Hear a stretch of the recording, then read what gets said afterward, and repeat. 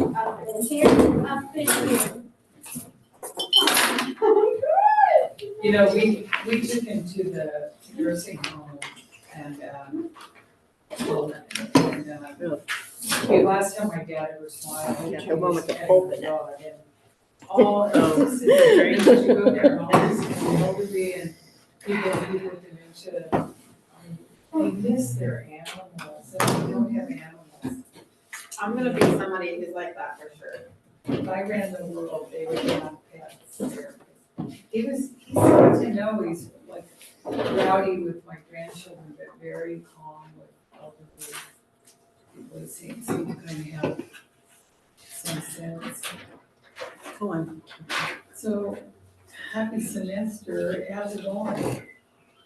It's going. Did we really do it? So much more work than we really. Hi. The family joke is, we worked hard to send our son to a school with no reentry students. One of my friends was teaching, was in education courses, and she had two, they were both reentry students, and they got really wound up and hostile with her because they got like, one got like a 98% on assignment, and one got like a 96, and they were angry that they didn't get it. Well, they're fine. No, we're just slightly shifted. I welcome to the other side. I I have a former student who's still mad at me because she wanted to retake something. Yeah, It's my fault that she got her first B. oh yeah. Sure. No, you delivered You this didn't detail. follow the directions despite repeated. I told You thought you knew better than the teacher. Exactly. I told my students. You also thought you were cute and that would. Yeah, and that would get you a lot, dangerous. You grade yourself as a pet, as a spouse, as a child, if you have living parents, We're and never gonna go. as a parent, you know, all those things. And you average all those, I said, what's your life GPA? And it's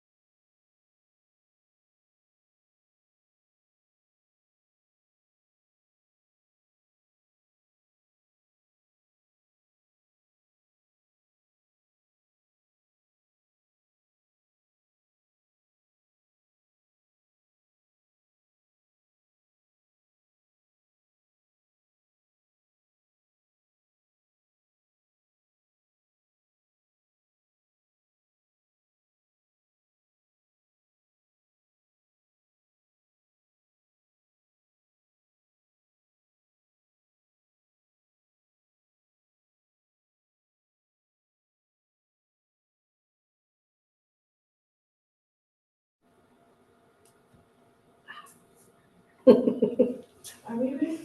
I think so.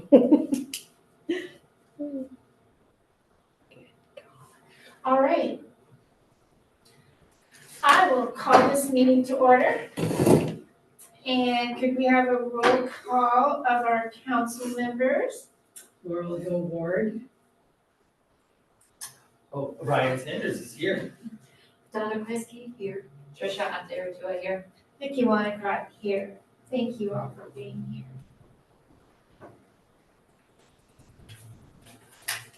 Invocation. Together. This is our school. May peace dwell here. may the rooms be full of content. May love abide here, love of one another, love of our school, and love of life itself. Let us remember that as many hands build a house, so many hearts build a school. Alrighty. How about agenda modifications? Got anything? Anybody?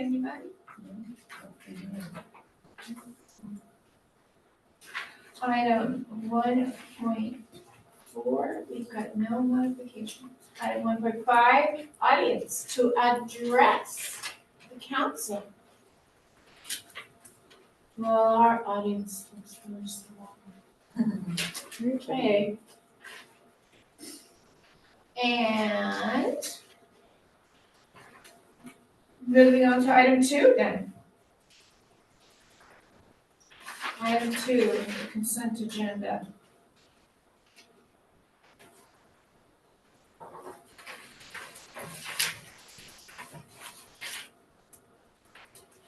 I'll make the motion to accept the consent agenda. Thank you. I will second. All right. Good job. Thank you, ladies and gentlemen. On to item 3, faculty report from Cheryl and or Sarah. Looks like we got Sarah tonight. Yeah. Hi. There you are. Hi, Sarah. Let's see. Let me try to find it.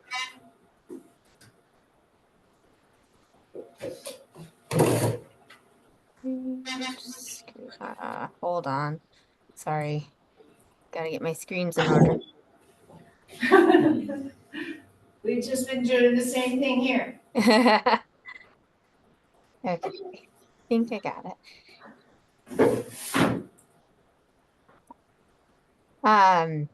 Well, this week is parent-teacher conferences, so everyone is in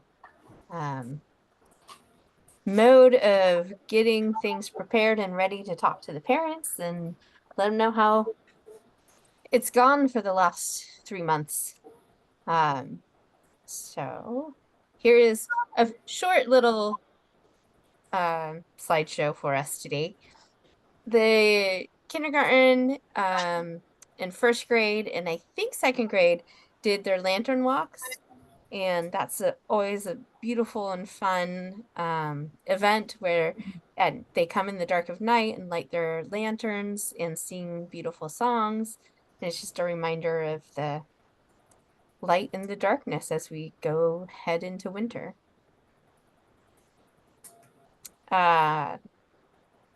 First grade, looks like they went to a farm and met some goats. Their pumpkin patch field trip, and they also did their lantern walk and having a good time in main lesson and games and learning painting. And she always has the cutest little craft painting activities out. If you ever walk the halls, go by first grade. Yeah. And in second grade, they're working on building their community through lots of songs as they go through the seasons and singing in rounds. And again, second grade is always a magical place to visit if you ever get the chance. Oh, it's so blurry. That's a bummer. So this is my class. I just wanted to put up some Halloween fun that we had. Almost the whole class dressed up, and they had a really great time during Halloween at school. And it was really nice to also have the day off the next day. And I think that's that's it for this week or this month. Thank you, Sarah. Yeah. Any questions, anybody? Comments? All righty. Thank Thanks. you.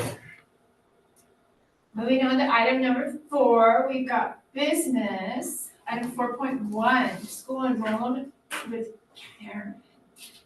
Who's that? So I was just gonna take this opportunity to review the exit survey, the data that I compiled, and just go over the process a little bit with everyone, so you guys have a good understanding of what it is I'm doing, what it looks like, and then an overall analysis of the data with y'all. I don't know if you guys had an opportunity to review it yet, but so step 1 is Kelly Mackey, usually on a Friday, will let me know of any exits. And that's done through an email. And then the step 2 is I go in and I send the surveys, the survey questions and the survey, I guess, to families within 3 business days via email. Within 7 days, I follow up on all non-returned exit surveys, either by calling or emailing the caregivers and documenting this on my tracking sheet. And of course, I've informed Susan right away of any families raising concerns, leaving any type of negative feedback or surveys for additional follow-up. And then in the attachment, you'll see my exit letter templates. So we have 2, one for those who attended Blue Oak for 0 to 3 years, one for those who attended Blue Oak Charter School for 3 years or more. Sorry, Karen, Because I talked so fast. pulling it Oh, up. there we go. I'm pulling it up right now, sorry. Took me a second to find it. 0 to 3. 0 to 3 year template, here we go. So you guys peruse that real quick.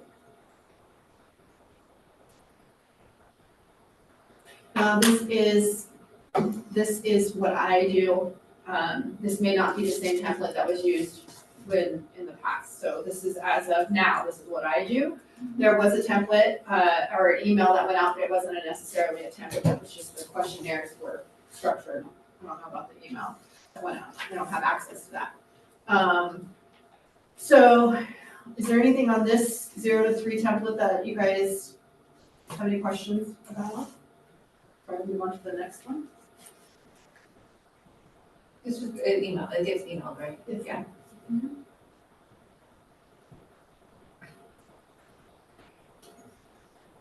What is the bottom survey line for? That's the link for the survey. When I send it out in an email, it tells me that's That's where the why. survey goes. Yeah. Okay. Okay, so the next one is 3 years or more. It's similar, but it has more, I guess, more info or more heartfelt sentiment in regards to their experience and how they left a mark on us and our community and how much we appreciated them. Okay. And then next is the 0 to 3 exit questionnaire. These were, I changed the portion, like the description at top, I added that.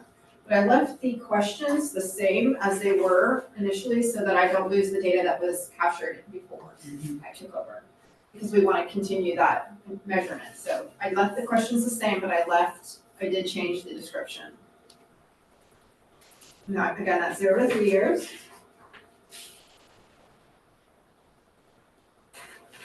And then the next one is 3+ years.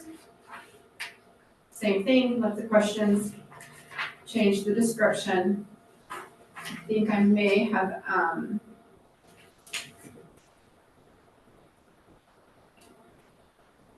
yeah, I don't think I changed anything other than that description. And always leaving room for them to share additional information. So why did they leave? What was your main reason for withdrawing and not re-enrolling? So they, as you can see, they have a checkbox. They can choose one of those options, but then below that, and this is for all the questions, there's an option for them to explain their response in more detail.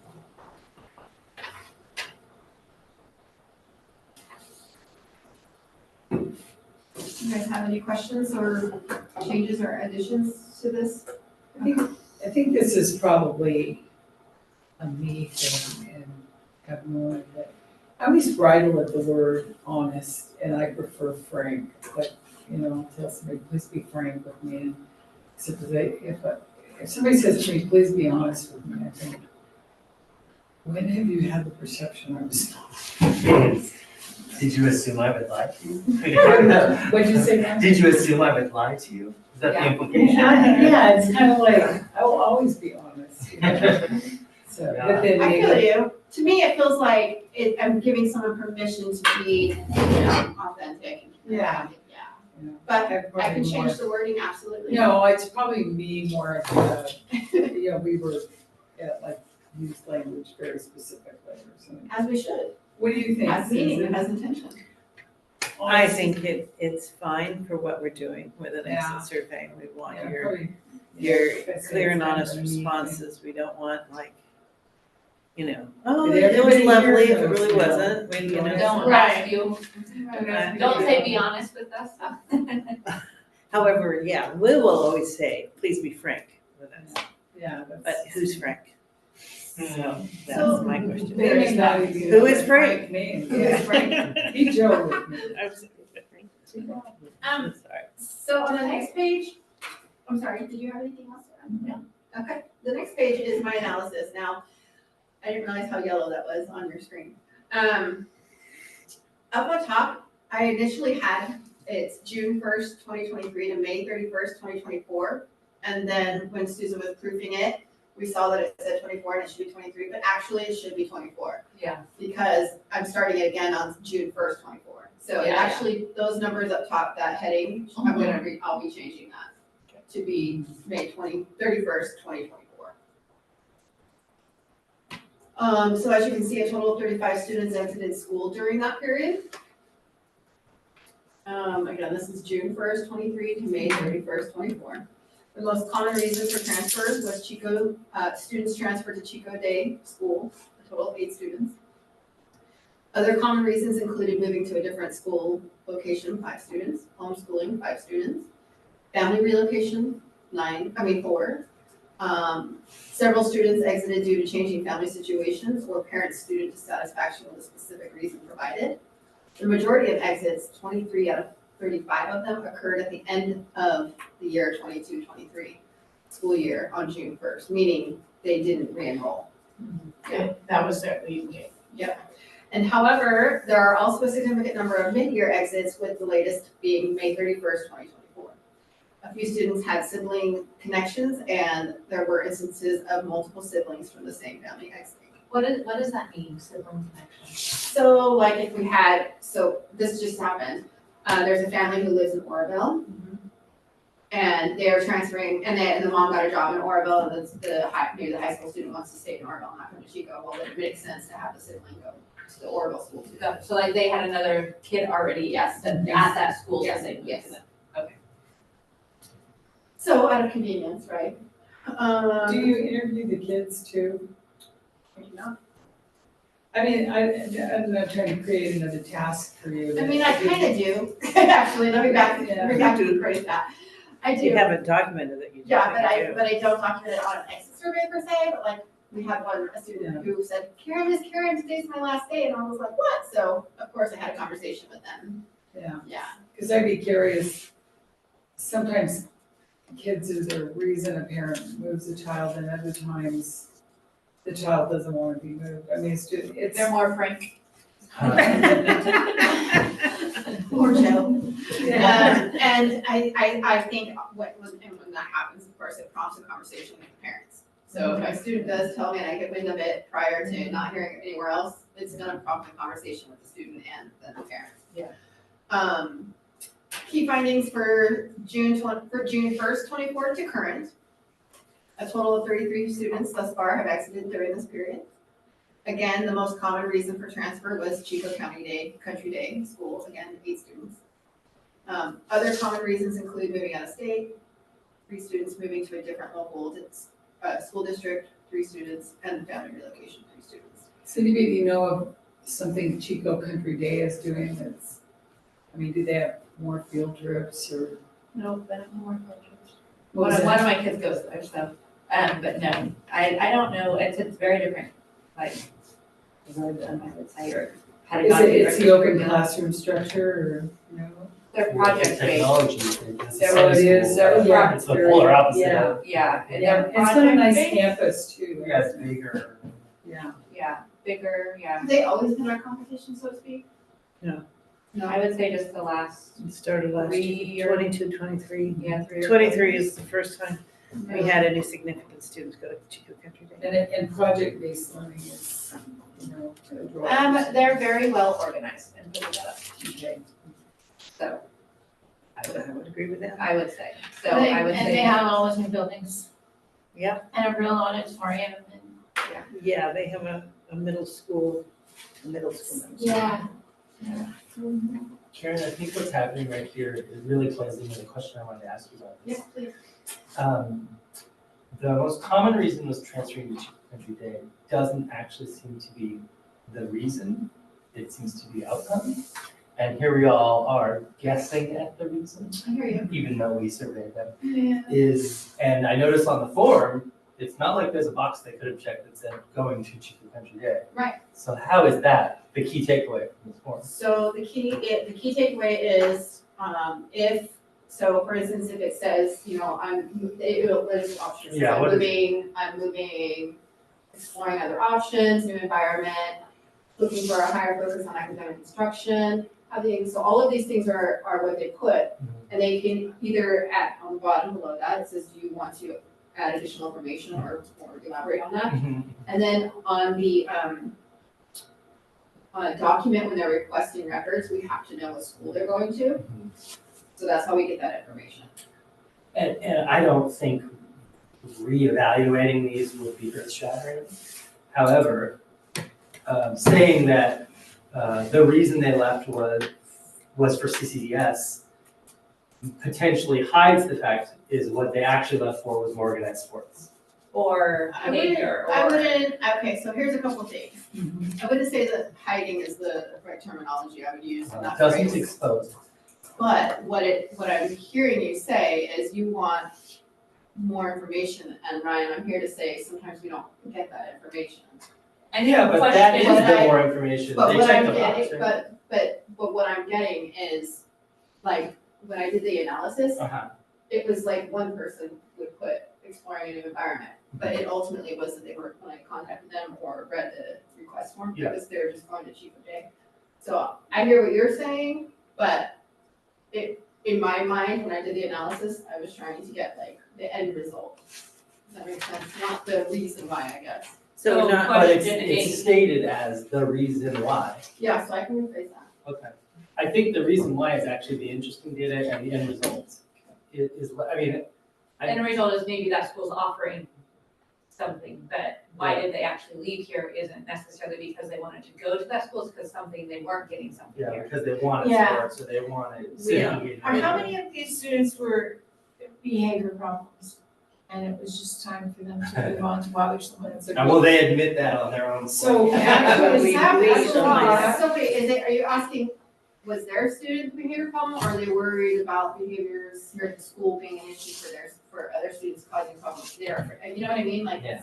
Yeah, but I was I will making be honest and tell you that people who have behavior, parents of the behavior problems don't necessarily admit that it's their child that has the behavior problem. Especially So on the. they'll say on there's the- behavior problems at the school, and we're like, oh, good, you're leaving. Thank you. Yeah. That's not Really, kind, but that's. very, a good thing to code for that to the board. No, That that's is a really. not a very nice. well, the Yeah, thing is, I I have expected read to it. see a lot of negative feedback on these things. Mhm. Like, because I wasn't here. And I'm just coming in as a newbie and don't have education in my background, seeing our numbers decline.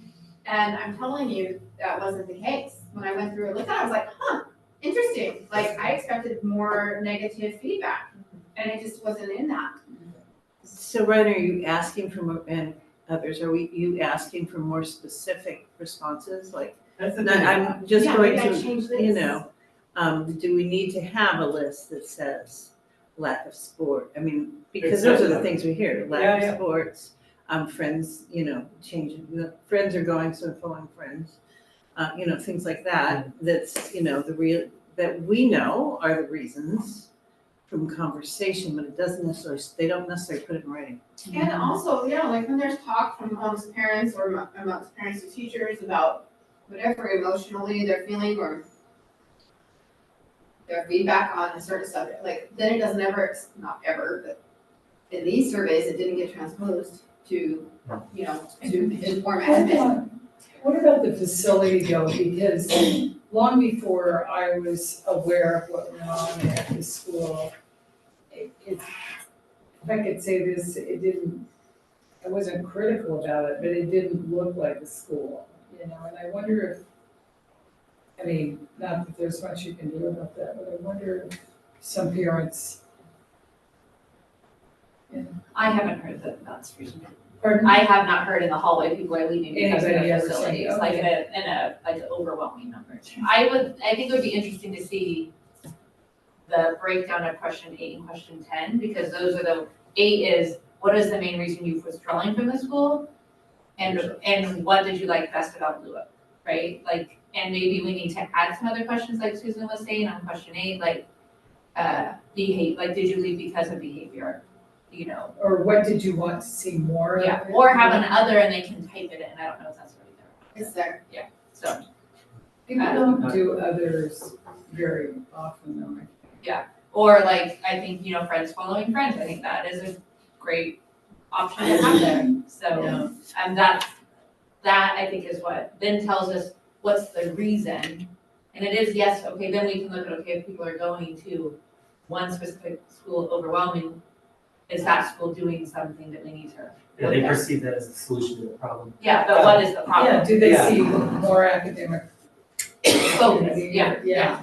I also feel like it's fair to say, I'm not quite sure what this body would do with more information. I don't think we necessarily need more, I would like to see what are the reasons. It would be interesting, but again, I don't, would the Yeah. charters council do anything with it? Like, I just don't wanna give her Well, work I that we think don't do if- anything with it. Um, Like Susan would probably want to know that, but do we want to know? well, I think we're interested in knowing why our enrollment is declining, so Yeah. yeah. For me, it's like, I hear a lot of parents' concerns about behaviors from last year, for instance. And when I went and looked at the data, there was like maybe 2 people had, That put it in. yeah. Yeah. So, again, it's like I don't know, there's like some kind of barrier when it comes to communicating you to her, but when it comes from you to her, to Susan or admin, it doesn't sometimes weed through, I so. think some of it too, parents have multiple, when I grew up, you could not change schools unless you went before the school board and pled your case, but Yeah. I think some parents sample, they're like, oh, I'll try this. Yeah, there's options, for sure. Yeah, we had a student Sarah come made a for a month and then move.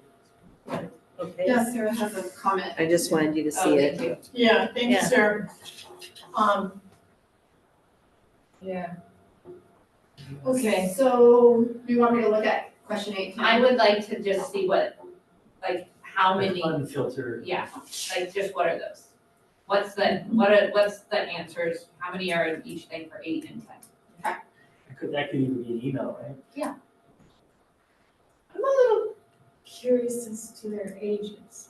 Is it the older kids that get moved? or- Yeah, then is I it guess the I don't think transition? anybody I didn't wants to analyze be that. Okay, all right, No, never I mind. did like, It would be interesting to know if 50% of it happens at 6th grade, is Yeah, there like for a sure. strong into middle school? it's funny because I thought all kinds of things, like, I'm for sure this is gonna be, And then it It wasn't. wasn't. Well, and that's why it's great to look at it, right? Yeah. Because Yeah. otherwise you're Yeah. thinking it's something and it's not. Maybe they met somebody over the summer who goes to another school and they're. that was one in of love them, with that was actually one of you them. know, like, It's just a small data set too, that It is, one it is such a suddenly small data set, yeah. skews the whole thing. Yeah, I did a assessment of this right after the campfire, because we had like 45 students leave over the summer. And so Yeah. everybody was like, oh my gosh, and they were moving out of state because of the Yeah. campfire. So there weren't there were some other things, but that was the biggest one. So I would say we have done this before and we can do it. I think we should do it. Do a review of it here maybe biannually or something like that rather Yeah. than monthly. Because monthly, we don't I would have agree. that much change. Yeah. And the biggest changes are over the summer. So that's why I asked her to complete that. Those that say they're coming back and then choose not to. Or also some that say they're gonna come, they enroll, they reserve their seat and then they, A lot of them do it disappear, in multiple places because to see where they they're haven't in really it. committed Yeah. to Waldorf. And part of our discussion with the advisory and also with faculty is how much are we really selling the Waldorf school? Really talking about why Waldorf is. We had a 5th grade class, Kate. So she did something in her class, and we just talked about that are we really talking about what do you gain from being in Blue Oak for 10 years? What is the end result of that? So she started telling the kids what they were gonna do in 7th grade, and they were like, we're never leaving, we love this school. So it's sometimes we've done like some traditional things, like having a 5th grade orientation night. But I think that talking about what you're getting from being in older school is my sense is that's much more important, that you realize how we're building the inner life of children here. So is there ever a comment on parents' part, I mean, the location of the school, like in transportation? Does that ever come up for parents, because it is a little bit out of the way for, well, Chico's big enough now, but, thinking of asking questions focused on the students, but in there, the parent needs and parent need for support and proximity to some things. There's quite a few numbers. I was telling Laurel on not those get off subject, but to kind of throw the plug out for this, because I think you guys all saw my, unmet transit needs, like, go and put a comment in, because that is a real thing. When I went to the homelessness in Butte County Continuum of Care last week, City Assembly leader, I think Ryder, I can't remember her last name, but she told us about it. Please send us your comments, because right now we're making the financial budget for next year. And there's money that we still haven't spent from this year, because we didn't know where to spend it. So if there is unmet transit needs, now's your time to get that out there. But yes, to speak to that, Laurel, I want to say that I've talked to several families, because we've got families coming from Red Bluff, Magalia, Gridley, like Biggs, Durham, Oroville. It's insane how I had no idea parents travel so far to bring their students here, and there's just not enough transportation for them. They have gas issues or vehicle issues. Sure. So yeah, there are at least 2 exits this year that I know of that were due to, well, I got a job in Oroville and I live in Oroville, so it just makes sense to. Can any of the transportation money go toward assisting parents who live out in the area to get their kids there? Or is it strictly for public transportation? Public transportation. Now, when you think of terms of funding for transportation for our school, which is on our scale of projects, right? Obviously, if I can partner with somebody that wants to donate a huge van, I would love it. But that's written into our implementation grant, which I'm also applying for again this year. So keep your fingers crossed and go forward, because those funds can definitely buy us a couple vans if we get it. Which would also help with field trips, just to say. After school program, it would help with everything. Yeah. So in summary, That was great, thank you for putting well, it together. in summary, I will go ahead and I will add more detail to question 8 and 10 and provide the feedback on that, so the answers, so we can see that. Also start adding the age of the student into the questionnaire. Does that sound right? Anything else? Oh, don't you already know age of student? Or approximate age because of grade level? Yeah, but it's not a specific thing, like, I think it has grade. But I would put it on here for We you. don't need to know the age We're of the more student. grade, We it's want to more know the grade. grade Okay, that the students are in. It may be easier if you put it on there, so you don't have to go hunt it down and it's just on there. It's on my spreadsheet. Oh, okay, all right, Oh. okay.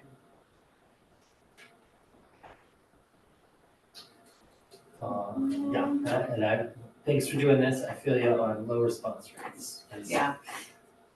You know, Surveys it's are just- the most painful thing ever. I mean, it's perfect, really. Donna will tell you, it's part of our problem practice that we're redefining. It's like enrollment and retention, and this is part of that data. So I appreciate you guys being patient with me while we try to hone in the best process, and it just makes sense that I do it. So I'm doing it. Good. Those hands, you know how it is. Yeah, you move faster. Yeah. It's probably useful information to you too. Yeah, I'm seriously shocked. Like I thought for sure there was gonna be a lot more, like people complaining or something. That's good. But it Less wasn't. to It overcome. was just blank. I'm like, oh, okay. Well, that. For the people that just didn't- means that they didn't respond. That doesn't mean they don't exist. It means they didn't, like, they took the survey, but they didn't write the answer. Or they didn't take the survey. No, well, I'm not counting them because they didn't. Right, but I'm saying you can't draw that conclusion, Right, no right. negative feedback. Well, there's negative feedback, but I'm saying it wasn't like I thought. Like I thought it was just gonna be. We're missing about a third of people if there's, that did not respond. I mean, like for 23, 24, we had the 22 people. Well, I mean, I'm just looking here, like other common reasons and how many students are there. Yeah, So, yeah, that meant that they didn't respond, right? yeah, so. So like, Or if they did, they didn't write it in there. no, if they responded with anything, then it is marked in here, but if, like, so say there's 17, you tell it these numbers, say there's 17 students who either moved or relocation, the number between 33 and 17 is how many didn't reply to my survey. Oh, I just mean maybe they just replied to your survey and filled those fields and also weren't honest with you about, oh, well, actually, I don't like, Maybe. self-reporting is just crappy data. But I want them to, I want them to too. That's why I will contact them and hopefully have a candid conversation over the phone. Which is awesome, like that really increases the fidelity. But it's hard to track. Yeah, as I explained, I can't change, I can't learn, I can't see what we need to improve on if we all don't communicate. Yeah. Okay, thank you. Yeah, we're gonna have that. Sorry, Yeah. we'll talk soon. Thank you, Karen. Good overall picture of what's going on there. All right, Susan, item 4.2, and thanks for the. I've reported earlier that we had the Williams Act audit. And so we've received a response as to, or a formal letter saying how we did. And so now I need you to act on a resolution that we do have sufficient instructional materials. Did you want to show Add them that, just show, do you have the resolution? There you go. right here? So this is required, Whoa. it was required that you, So hard. you say, yes, we do have the, So do you need a vote? I do. Yeah, we need it. So the Williams report said we didn't have sufficient. No, it said we did. We're all good. So we're just saying that we agree with the audit. I agree. So we're just accepting it No, you're, or approving it? which is the Which is a same, motion. sort of the same Approve thing. their approval. I move to approve the Williamson Act resolution. That's. I'll second it. Nope, she good. All righty. Comments, questions? And vote. Laura, you're first, Laura. Oh, pardon me. Laurel Gilmore, aye. Ryan, I- Really, Donna, I can sit here. Trisha, aye. Vicky, aye. Brian gets the night off. I know, I'm in the middle, it's great. Thank you. All right, we got the Williams Act. Good job. Audit. Item 4.3, Measure K, application from Susan. Yes, and I do believe on here we are repeating ourselves with 4.3 Yeah. and 4.6. Would you agree, Tricia? I thought so, but I didn't know if you had something else, so I didn't ask for it. We're both trying to make sure it gets done is all. All right. I didn't know So, if you had something else, so. yeah, no. So Measure K application, we've done the work with Tricia, and she will talk later about the RGA approval. Okay. So this is the request that we are making to Chico Unified to allow us to use our remaining Measure K balance to pay for the RGA proposal. And it went to the Measure K Charter Committee on Monday and was approved unanimously. And it goes to so please approve this. Yeah. It's already on the agenda for the Chico Unified Board, so please approve this. So it's 37,500 for this. Particularly out of it, we still have the 1,400. 1,400,000 Does the remaining. language about the freezer belong in there? No, did we Our lose current it? project. We didn't. Oh, we Oh, need- we need to Okay. remove that, thank you. With the removal of our paragraph about the freezer. Okay, good. So the RGA proposal you guys also got in your packet, which was what we voted on last time for them to do that first initial work. And they came back with An a actual quote of proposal. 37,500. I know it's down here, but I feel like before you say the full money, I don't know if you guys want more information on it. Could you give us a real high overview of deliverables? What do we get for 37,000?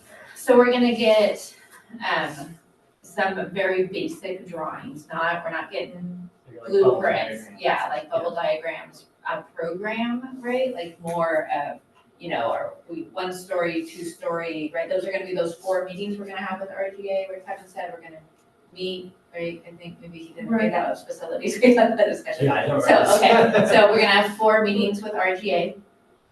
Facilities will facilitate those meetings, and go through like, what are the needs of the school? We already have a basic needs kind of structure that Ms. Jennifer put together. And so we'll do that collaboration with some of the, like teachers, staff, parents that we've already done. Karen had all that survey information that she's already sent out, so we have all of that. So they'll facilitate that meeting, and then we will and then they'll come back with, here's some preliminary drawings and ideas of a program, like where we would put stuff, what we think we can do for the amount of money, how much that's going to cost, right? So then we'll have a budget of what we think the project will cost us, which is what we're trying to get to. So I'm known of a couple schools, Lake being one of them, where they got funding to build based on their enrollment, and they had an immediate need for portables. So are we? Like for more, they need more classroom space. They needed more, yeah. Our plan is to build it for capacity, right? So we wanna have one. And they'll let you do that, because the reason I'm asking, Trish, is that at that point, they couldn't build over Whatever their their enrollment enrollment. is. And so I was thinking, if that's the case here, I don't think that's the case, because we only have 1 grade per class except for kindergarten, so Okay. that classroom has to fit 30 okay, that students. makes sense, yeah. Because we're not I gonna, just gotta say that it seems like it would be prudent to Yeah. plan for sure. for expansion if needed. So our goal is we'll have 1 grade classroom per Okay. grade, and then we'll have the kindergarten for Okay, early childhood.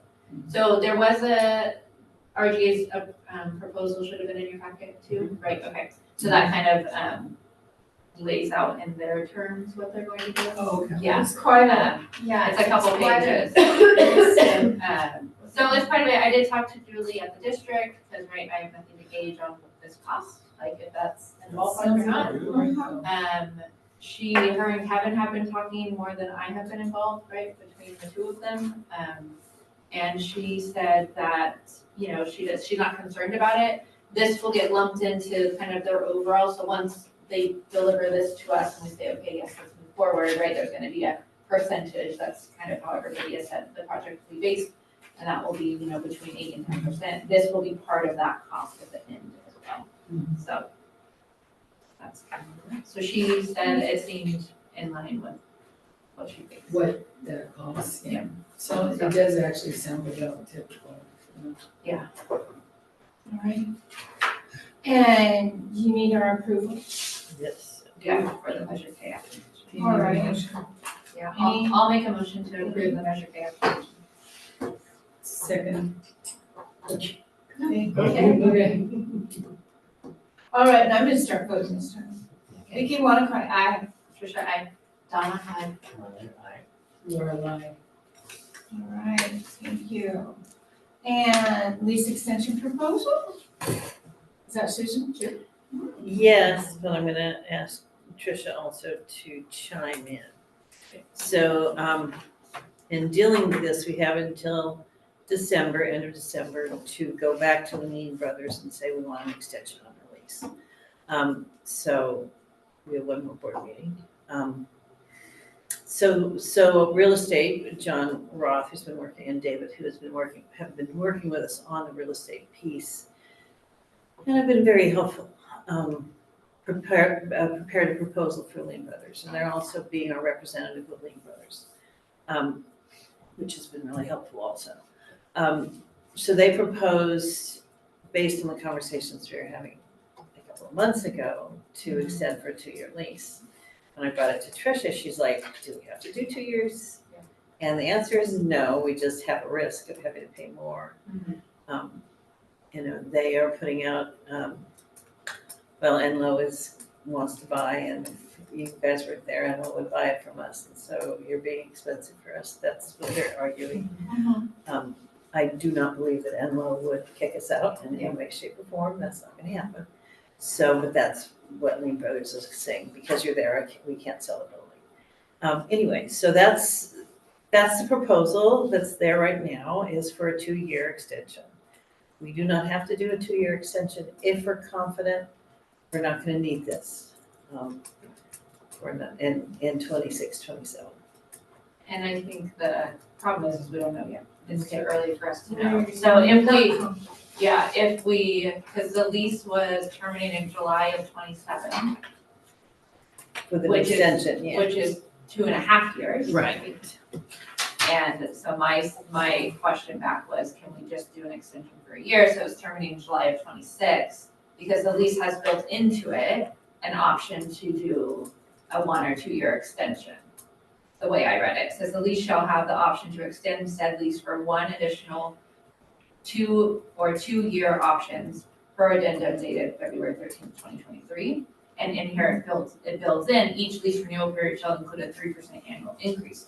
So we know what that increase will be. So if we sign this now, aren't we already gonna have that? Is it built in to have that 3% increase as well, right?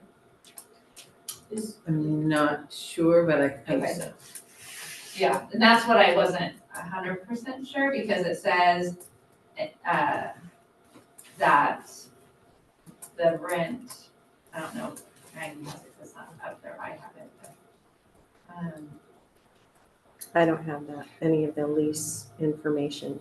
It says beginning on August 1st, 2025, the monthly lease payment shall be, and then the continued for 12 months, beginning August 1st, 26, the monthly lease payment. So there is a built-in escalation already in it, and I guess we can do the math and see And I if guess, it's 3%. but regardless, they're limited to a 3% increase. Yeah, if we do a 1 year, we lock in for a year, and then we already have the option to extend another year, and it's capped at Still- 3%. Right. But then we're not in a facility that we don't need.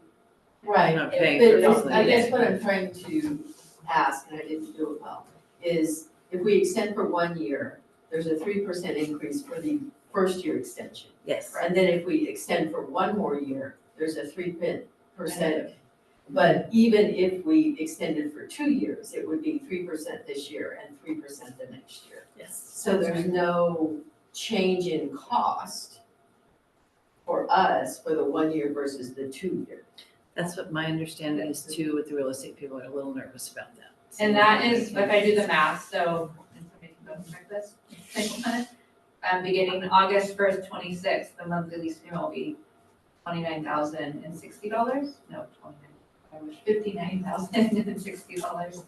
And then the lease for August 1st, 25, the year prior, will be 57,340. So that is a 97, so 3%. So in my mind, there isn't any reason for us to do 2 years because we're gonna get the 3-year increase per year anyways. So why not give us the extra flexibility that if we lock it in for a year and then by the grace of the universe, we can move into a school, we're not locked into it. Yeah, you don't wanna overlap. But we do have, as long as we are locked in for 1 year, we can't get out. We have the option. For Yeah. another year. Yeah, exactly. Are there big penalties for early termination? Sounds like they'd want us out the day. Well, that would be I think in a year, we're gonna have a very good Yeah, understanding of where we're at. A year When from we now. go to do the next extension. In November of next year. November of next year, we're gonna have a really good understanding of where we're at when we then sign with them and maybe we say we want an 18-month extension or a 6-month, whatever that may be.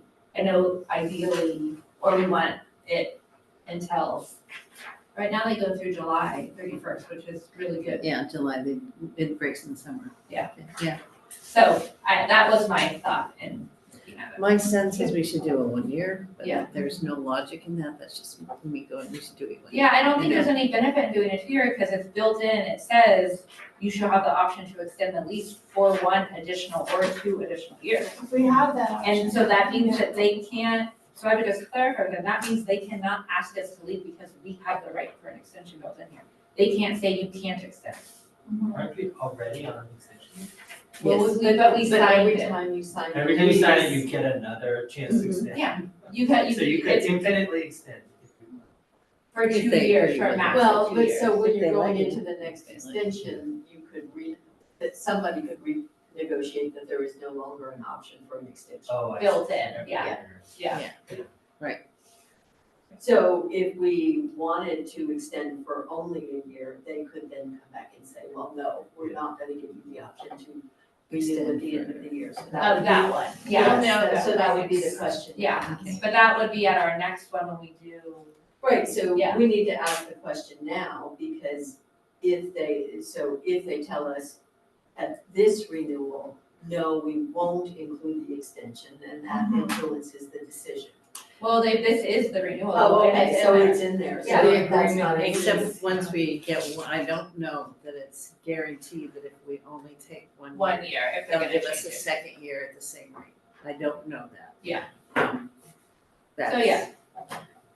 However. I Yeah, think because it this makes one was sense. written saying we were doing 2 years and then we added an, Yeah, in it. possible additional year, I think. So it was. ideally, we would want 1 year. year and then and the option to extend at a 3% increase after For a that. second year, Yeah, that's for a what we're second. asking for. Yeah. Okay, will you, someone Make a put that in motion? Okay, I'll make a motion to,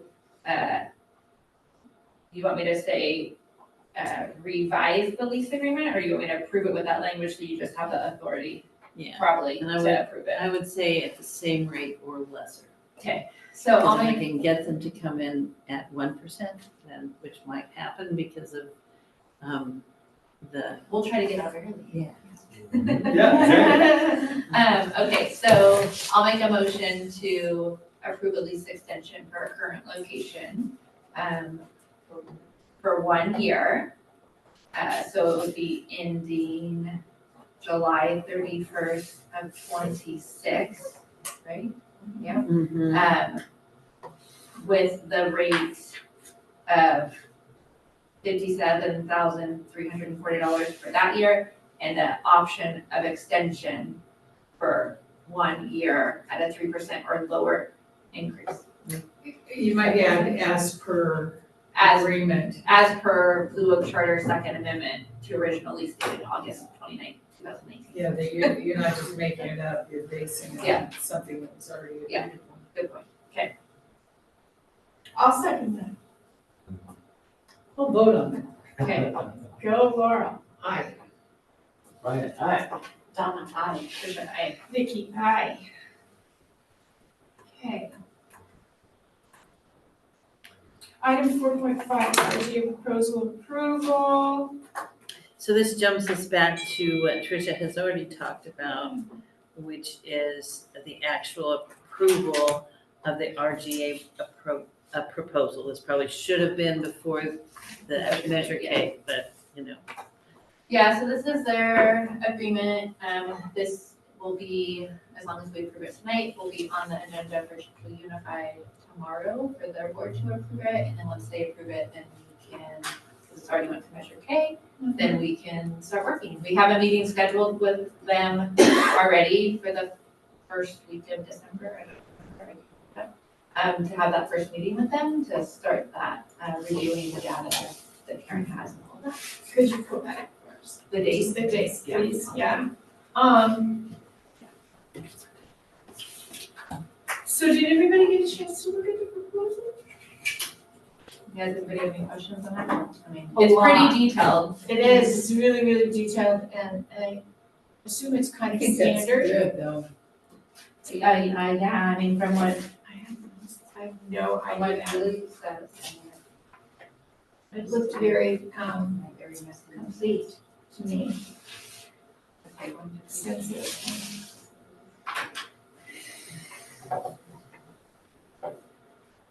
I think it's December 10th is the one with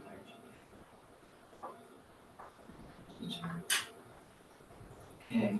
Yes, so with RGA and Chico Unified, December 10th at 6 p.m., we're gonna meet to have that first meeting.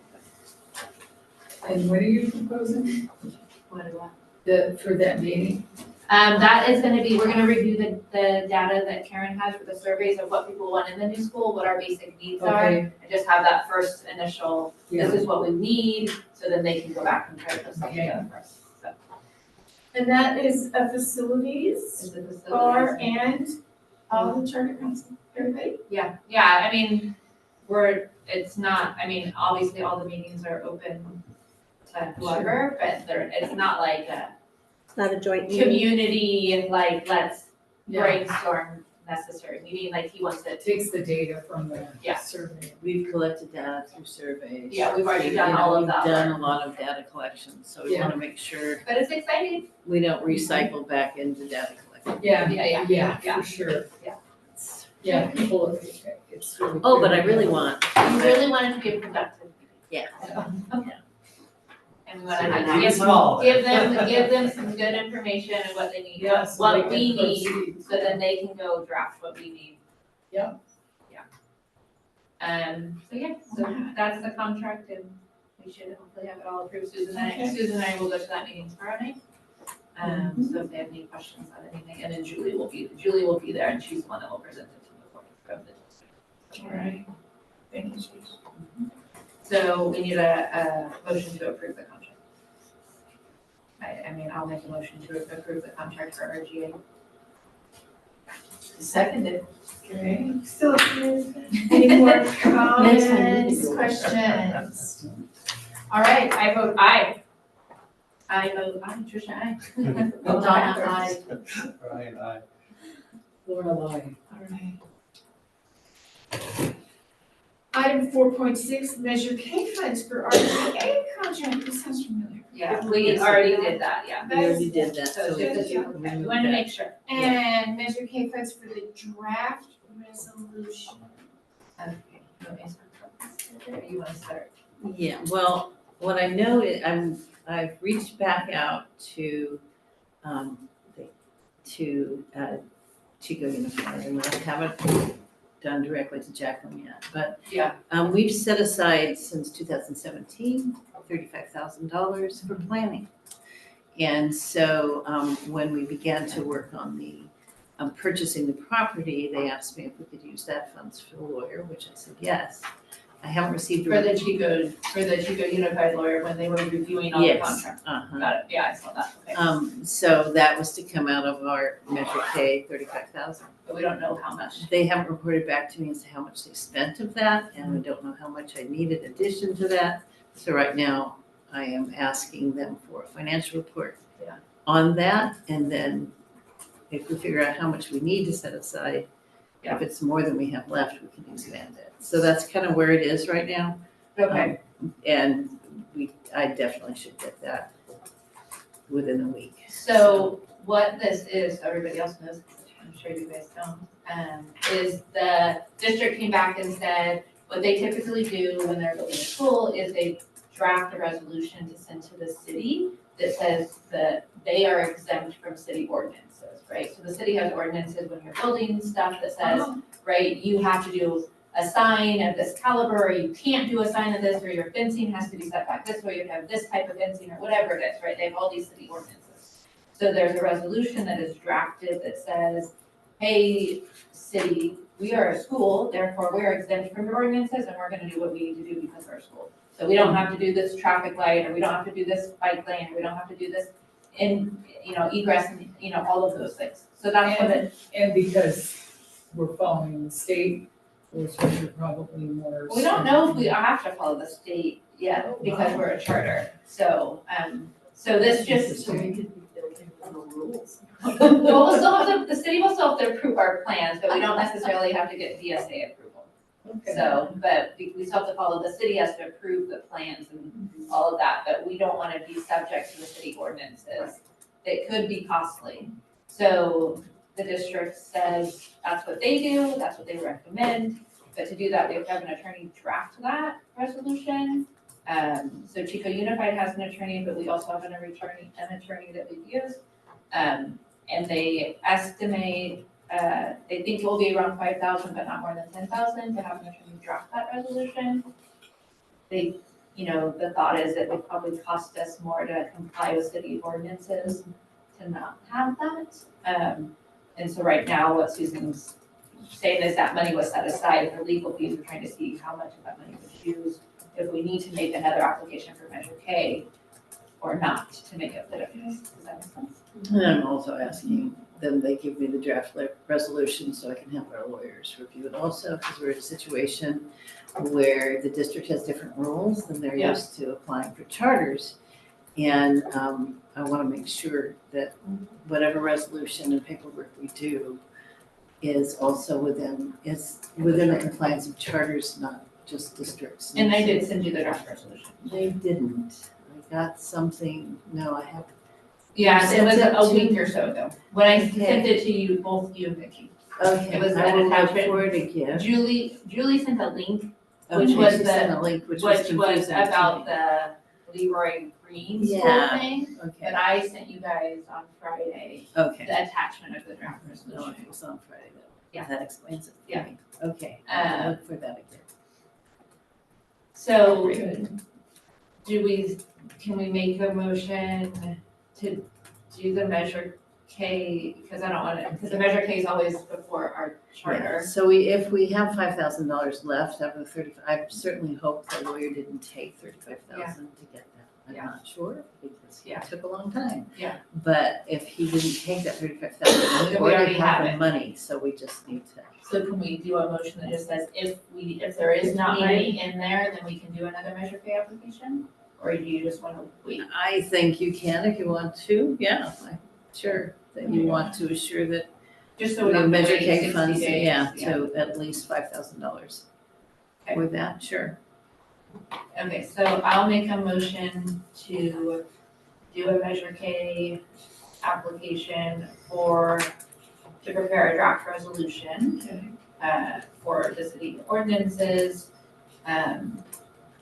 The district recommended 5,000 to 10,000. I mean, I know we're pretty confident we didn't do this, so do you want me to do it for Do it for 10,000. 10,000? Okay, If we don't for- spend it, for it goes back to the 10,000, account. if there isn't already funds already set aside for legal cost. Is that good enough? Yeah. Covered it. You're up. I would like to say. But will you actually say? Very slowly. You would and like confident. to, but are you I'm seconding? thinking about seconding. All right. Oh, while he's thinking. You gave Super him the scoop. She's opportunity. scooping. You gave him the opportunity. I did. You did, that was fair. Just didn't jump on it. You can think And- while we're waiting for. Yeah, okay. Further comments and questions? Everybody ready? I vote, Vicky votes aye. Trisha, I. Donna, I. Right, Oral, aye. Thank you, ladies and gentlemen. And Item 4.8, measure K funds for consultant for Prop 2 funds. So this one, I will read you what Julie sent us, and then Susan can chime in just so you guys have a little bit of background, because I don't know a lot about this one. So with Proposition 2, which is the new bond that just passed in November, that has all the money in there, which is also for charter schools. So Julie says, I reviewed Proposition 2 today, and it appears that all charter projects will be subject to Leroy F. Green School Facilities Act of 1998. I believe this means that site approval from the state is required prior to purchasing, and then the project would be under the jurisdiction of the DSA. I will need to investigate this more, as she recommended with Team Consulting. Immediately, I don't know how difficult the process would be for getting the approval after the fact, since we've already purchased the land, right? So we need to bring them on as a consultant, ASAP, and authorize the spending of Measure K funds for this work. Site has to be approved by the state process to be, and can be lengthy. And if, she wants to know if we can do this now or if it's too late. And so she's recommending hiring a consultant, and this is what they do. Because if it's too late, then we can't use Prop 2, right? Which is kind of a big deal. But Susan we have a couple charter ones. So we do have a bond consultant that CCSA works with, and I would want to run it by them before we say this is the way charters are treated. Yeah. It's new, for everybody, so. And And- this consultant is on our payroll. It's part of CCSA, our charter, he is a representative for the Charter Schools Association, so he's on their payroll and we're members. So we don't have to pay Good. additional to call them. No, we don't have to make, Yeah. at least for an initial, if we need more, we may also need legal representation if they're saying Yeah. we can't use the funds unless, and there's an agreement. Yeah. And there's loopholes. Yeah. We may also need to use a lawyer, but I would want to use a lawyer that was on Familiar. the side of charters and Yeah. familiar with charters. Which makes To sense. do that, so again, this is where we're breaking new ground and we're in the Yeah. front. Yeah. Probably not very many other charters that are at this point in the process. And as we go into this new world of state level charter fund, so, it's new, so, This is the reemergence of DSA. We thought we were gonna be able to. yeah. It So could be now, possible if we're talking about getting $10 million or something, Yeah, it'd be worth then jumping. it'd probably be worth. So our question is,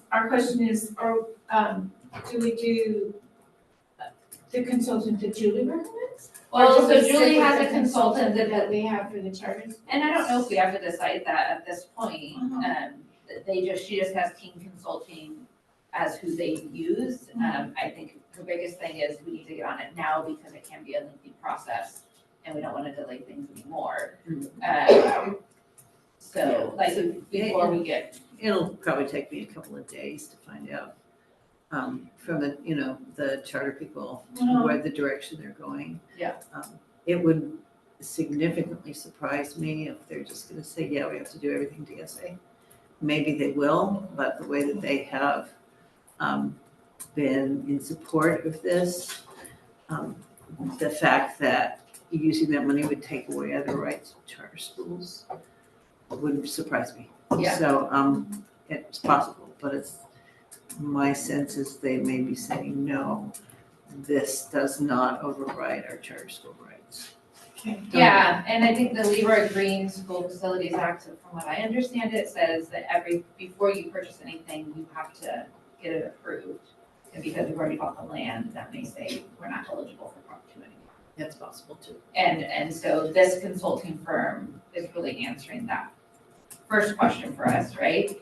Yes, there's no chance, there's nothing you can do, you're out. Yeah. Or, yes, you can, but these are the things we're gonna have to do to get you back in the running, right? And so that's the question we need to ask Right. them, and then, And I just want to use the Yeah. other side is Yeah. that there are a firm that is used to working with districts. And that, And I and want to that make was, sure we're also looking at firms that are used to working with charter schools. yeah, Right. and that wasn't particularly known to Chico Unified when we started this process. no, we had Prop 2, I don't even know if it was on the you know, what we knew about it, because it was just passed in November. I mean, I know, I'm sure there was some verbiage on it, but when we bought this, I didn't even know about Prop 2 until a month ago, and that it was a possibility we could use funds So, for it. let's hope. And even Prop 2, from what I understand of it now, is we're not gonna get money in 6 months for it, even if we're able to, right? It's gonna be more than likely, the way I understand it, we will get reimbursed years down the road. So we would have to get a loan, and then we could use that to pay off the loan when Prop 2 funds came, because they're gonna have to take all that money to the bond market and sell those bonds before there's gonna be funds to give us back. So like for Prop 1, that's the one that was years ago, right? Their schools are just now getting money for that, and that was many years ago. So what do we wanna do with, I don't know if we wanna do something. I think we need to wait. I think we need to see what our charter school consultants have to say. And if they come back with really bad news, then we should probably have a special meeting and figure out what and when to deal with lawyers and or other consultants. Yeah.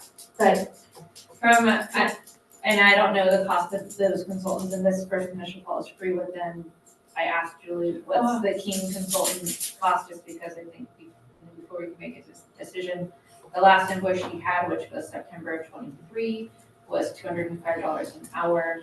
Which is probably more now, but. One thing, that's right in there. because this is in, RGA's wheelhouse, they might, it'd be something that they would typically know about or. I think need it's to more keep up Prop on. 2, it's understanding Prop 2. But I mean, they may, because seeing, schools through this process, I don't know, they might have some. I don't think so. You don't think so? Yeah, because schools are not their bread and butter. yeah, I think the charter council Yeah. organization, That we and belong to. Okay. this person is probably already is up on two, Yeah, that's they probably the can most be logical. according, with the lens of charter. Yeah, and that's what I want to launch the chart. Yeah, so And then if it comes Let's- out, no, that, you know, like, yeah, we can't do it, then we'll go. with then we'll King's move forward in So another do you think by the direction. end of the week, we'll have an idea from them what their take is on it? We'll be getting it next week. We just, Okay. we only have 3 days left this week. So the Assuming question we is, do we do it, we don't have to specify who we're using as a consultant. Do we want to do an application for Measure K funds for this issue, no matter who we decide? Do we want to do that, or do we want to wait till the next meeting to approve Measure K funds to be set aside for it? Do you have a sense of how much we need? She said not to, she doesn't, and it could be one phone call, $200, and they're like, no, you can't do it, right? Or it could be, yes, you can do it, now we need to work on how we do it, how we get it in. And so she said not to exceed 5,000, but, she's like, I don't know until we have that first initial call. So how do you guys feel about leaving that open? To spend that 5,000 on the consultant as needed? Or do you want to have another meeting to Once we say know we more. want to spend that 5,000? We got one initial piece of information coming, essential, yes or no? And then we can move Yeah. forward with this Prop 2 consultant or go to a Well, different. and this isn't a Prop 2 consultant, they would just recommend one that is familiar with charter schools, right? Right, Yeah. so, my suggestion is to go ahead and say we would like to set aside another 10,000 for a bond consultant. For, Oh, to clarify, Prop 2. Proposition 2, Two. yeah. And then Did she say 5,000? 5,000, okay, Yeah. 5,000. So then my proposal that you'll see next meeting will be for, you will have already approved for 15,000. Yeah. To go towards, if necessary, to go towards, program planning. Yeah, I just don't want it to For delay these us a whole things. nother month. Yeah. If we talk to the consultant, they're like, yeah, you can maybe do it, but you need to start working on it. And then we're not meeting again, so that we can't set aside funds, and then we are You can direct me to apply for that. Okay. without, but if we approve it as it as needed, kind of, I know we kind of, yeah. It's kind of, usually I have the form in front of me to approve, but what you're saying is you, Yeah. and it's on the agenda, so there's no reason you can't do it. I was just wondering if they had anything on the website. Yeah, Some deal. we in favor of approving the money now. We just need we need the process to keep moving forward. Yeah. Yeah. And Then if we don't use it, we don't- within the scope of the budget, that's not That's not huge. Yeah. It sounds huge because my budget at my house is much smaller. And this doesn't come out of our general budget for the school, Right. this is our Measure K that's set aside Yes, specifically for this. for So we this, said yes. we allocated $5,000. And they had to do, as Measure If K for necessary, consultant or Prop two. Yeah. So who's, Laura, are you making that? Say that again. we allocate $5,000 if needed For Measure K. from Measure K, if needed, to determine funding from Proposition 2. Proposition 2, thanks, yeah. Good, thanks. Got it? Got it. Sorry. No, it's perfect. I would like second that. Good job, all right. And any further questions or discussion? Everybody was. I know if everybody wants to look into Leroy F. Green School Facilities Act of 1998, that's what is supposedly, yes, they missed that. I vote aye. Vicky votes aye. Tricia, I. Donna, I. Right, and I. Did we put Laura, up to aye. $5,000 in that? Yeah. We did. Friday. Yes. Thank you. Item 5. Who's over here? What? The dog. She's looking Oh. for her puppy. He's been roaming around. Yeah. Sorry. Yeah, no, fine. I think we're all animal lovers here. Governance, item 5.1, director evaluation. That's me? Okay, We okay. did ask for it to be on. I did ask. We need to make some decisions about our evaluation process.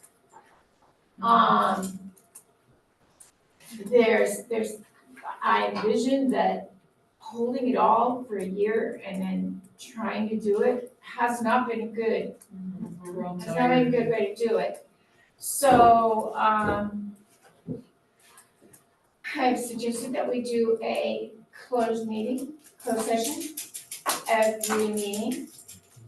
Just to, everybody gives their own take on what went good, what went bad, what we need to, improve on.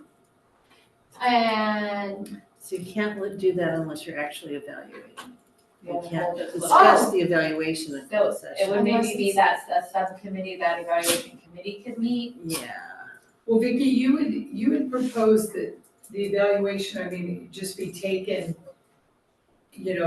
this part, and there's probably a logical order based on the flow of the school year, but did anybody see the thing I printed out and brought in? Yeah, and then I emailed it out to everybody, I found it and emailed it.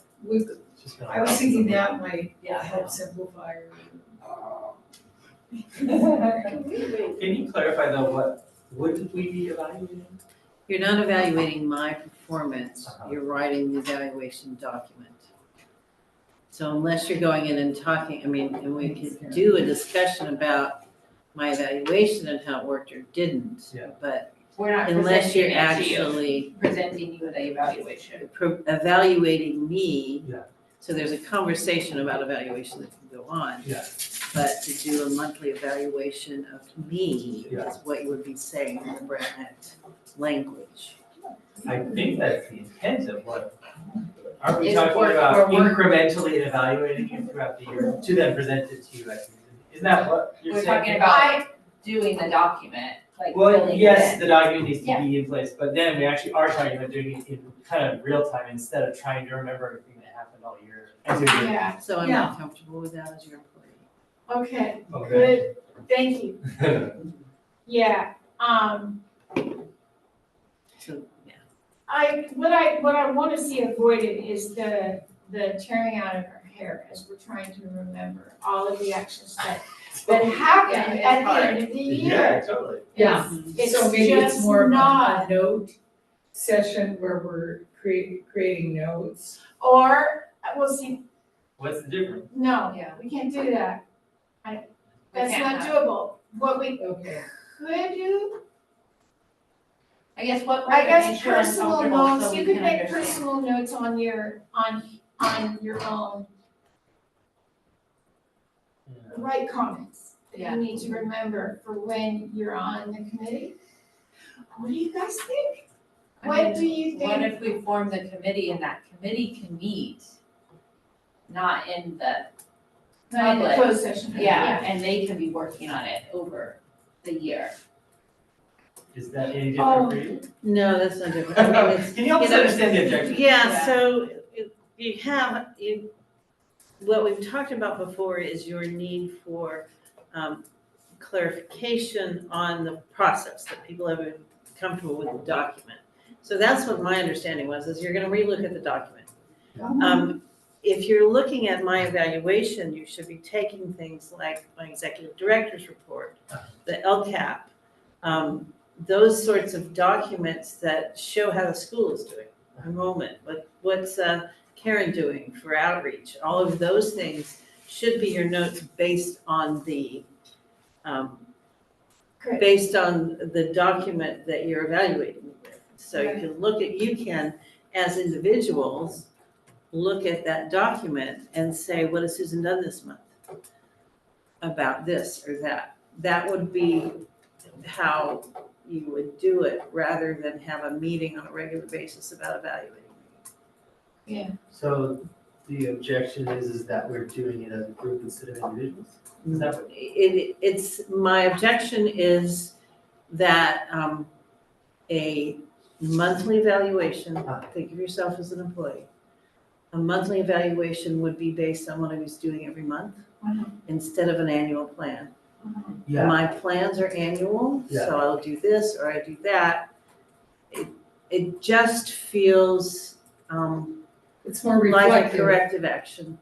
Oh, okay. That's what it feels like to me, like you're gonna look at it every month and go, it feels like you're putting a plan in that says that I haven't been doing my job. So here's what I think, and that makes sense. It's not the broader reflection of the year. But because I like Vicky a lot, Vicky, and anybody else who would want to, let's meet and simplify the form. I think the problem that we're trying to solve for is we don't remember what happened here. That is true. And we felt like, well, if we like documented as it went against the yearly plan or whatever the right way to document it is, that would ensure that we all felt like it was an accurate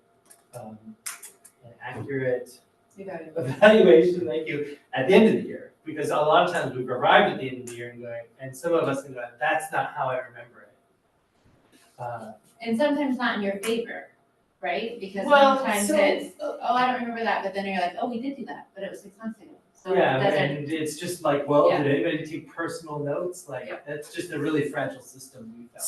So one of the recommendations, and one of the things to really know about that evaluation form, there's deliberate overlap. It's like, yeah, it's not just a set of Right, yes. discrete skills, it's how they interact.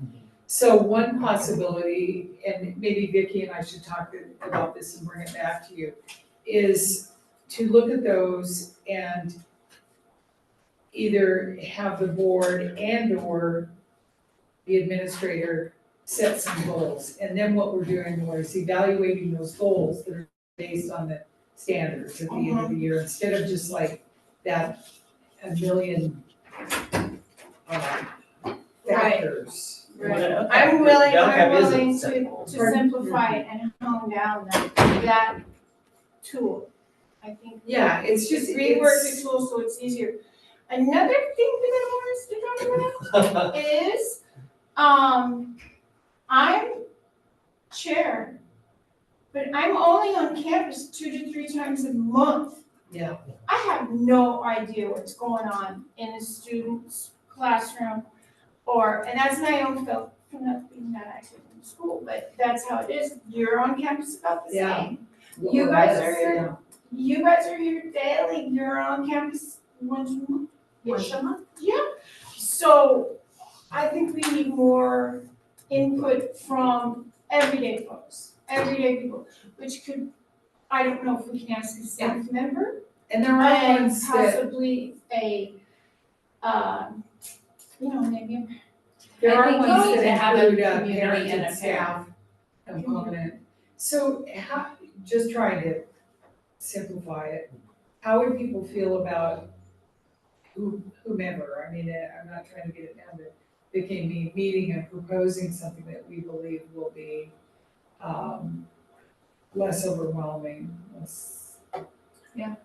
And anybody who would want to have input, I mean, it's not like our version of an evaluation, it's something, and I think too, it hits at a time of year when people are trying to put, It's like you're in the getting your summer. kids and Yeah. planning summer and hoping for a little respite from the team. I But think- but again, how would that work for people? I think it'd be good to revisit it. I also think it'd be good to form the committee earlier and they can be keeping those notes throughout the year, right? Like they Knowing that they're gonna can be like, this is responsible. the form that we're going to do and keeping track of those items, because they know they're the ones that are gonna have to do the evaluation. Right.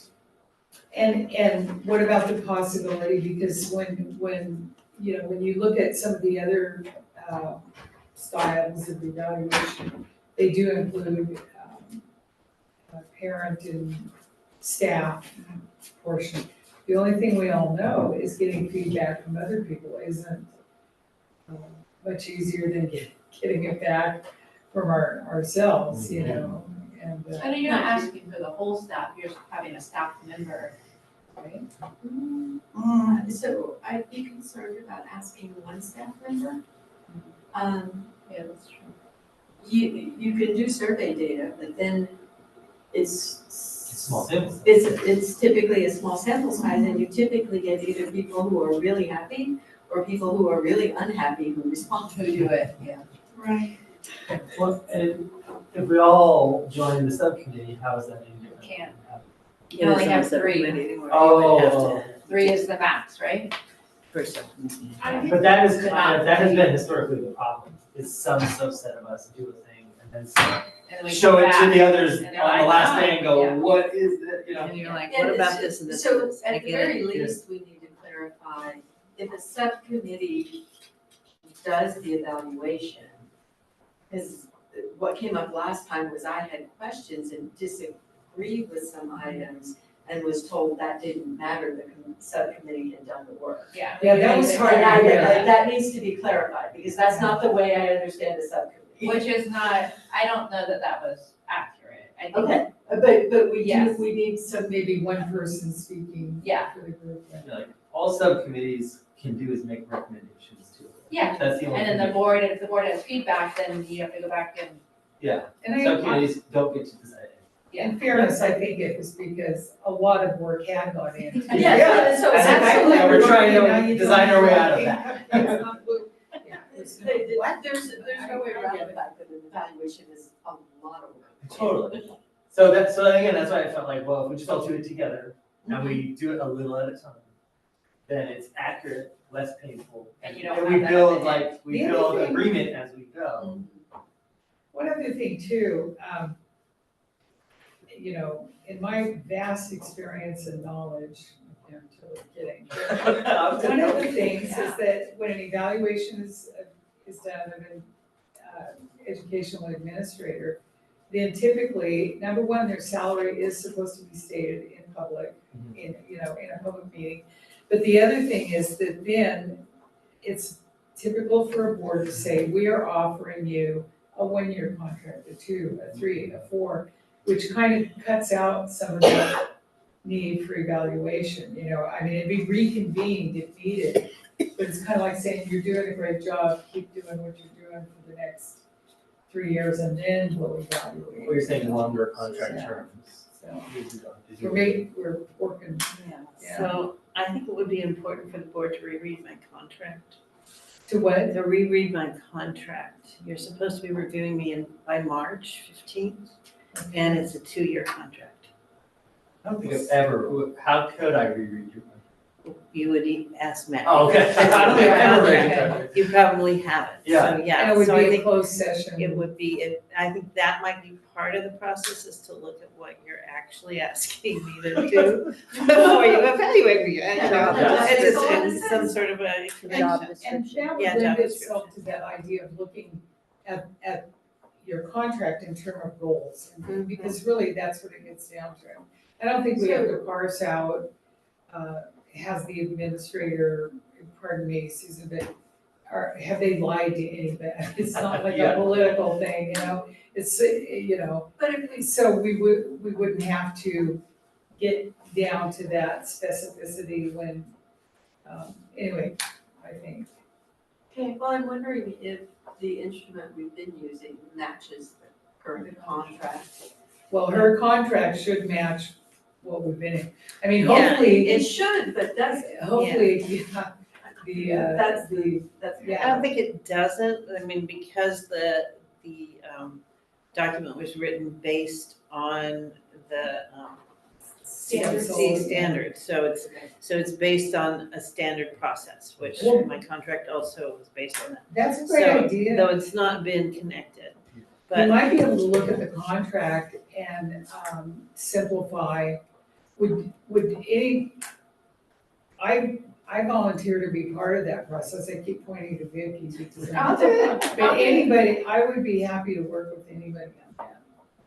I do think it was, from doing the evaluation last year, I think a lot of it is hard because it comes from staff, like staff and teachers have a component of that, and we really don't know that part It's to a lot of answer guess. it. So then the part And so I we would really- separate out the part that we think is most relevant for them and have. I just think that there should be a component of that if that's going to stay in the evaluation, because I it's think that's so. guessing. Like, it's Yeah. really hard to, Yeah. to know that. Just sort of. And then, like you said, I think like this is what the subcommittee should be comprised of, one community, one parent, whatever that is. And it is a recommendation to the board.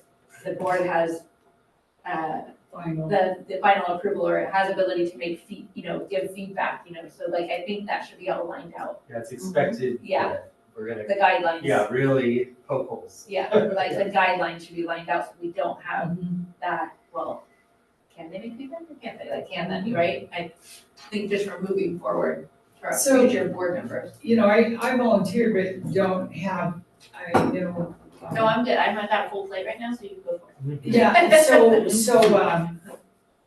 so in other words, I don't wanna overassert that, but shall we do that? Shall that be our I next think step? that's a great step to go What do you through it think? again and try to simplify it and pair it with the contract. Right, I like Make that. sure we have goals that are also in her contract, in the, I think it's a good place to start personally. Okay, so do we need a vote on that? So or wordy, I is- have to read it 3 times and then I'm like, I think it means this. I'm just not that smart.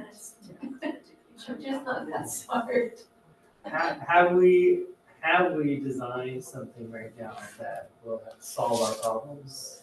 As far as like sticker shock, because we're talking about, again, a subcommittee No, I- that works on it in a silo, that then presents it to the board last minute. Well, I think, No, I think that- so we can't do it last minute because it needs to be to you Yeah, on we're doing it. March and I think it needs to be 18th. it should be clean by understood March what 15th. somebody would bring you as Which a means draft, we're real close subject on to your when we approval, should Yeah. not, be you did now. this, Yeah. killed ourselves, and now you have to.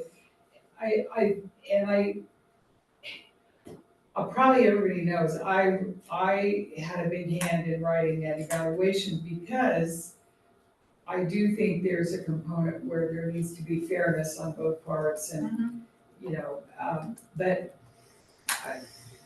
my goal is to abandon the complexity of that document and come up with something representative, but not as arduous, it's just like, holy We moly. can do that.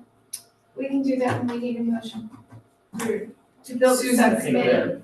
Oh, Sue. So when this document was initially designed, it included a requirement for me to give input, which would tell you what I think I did during the meeting. And you could Yeah. say, well, Susan, you didn't do that, or you didn't do that very well.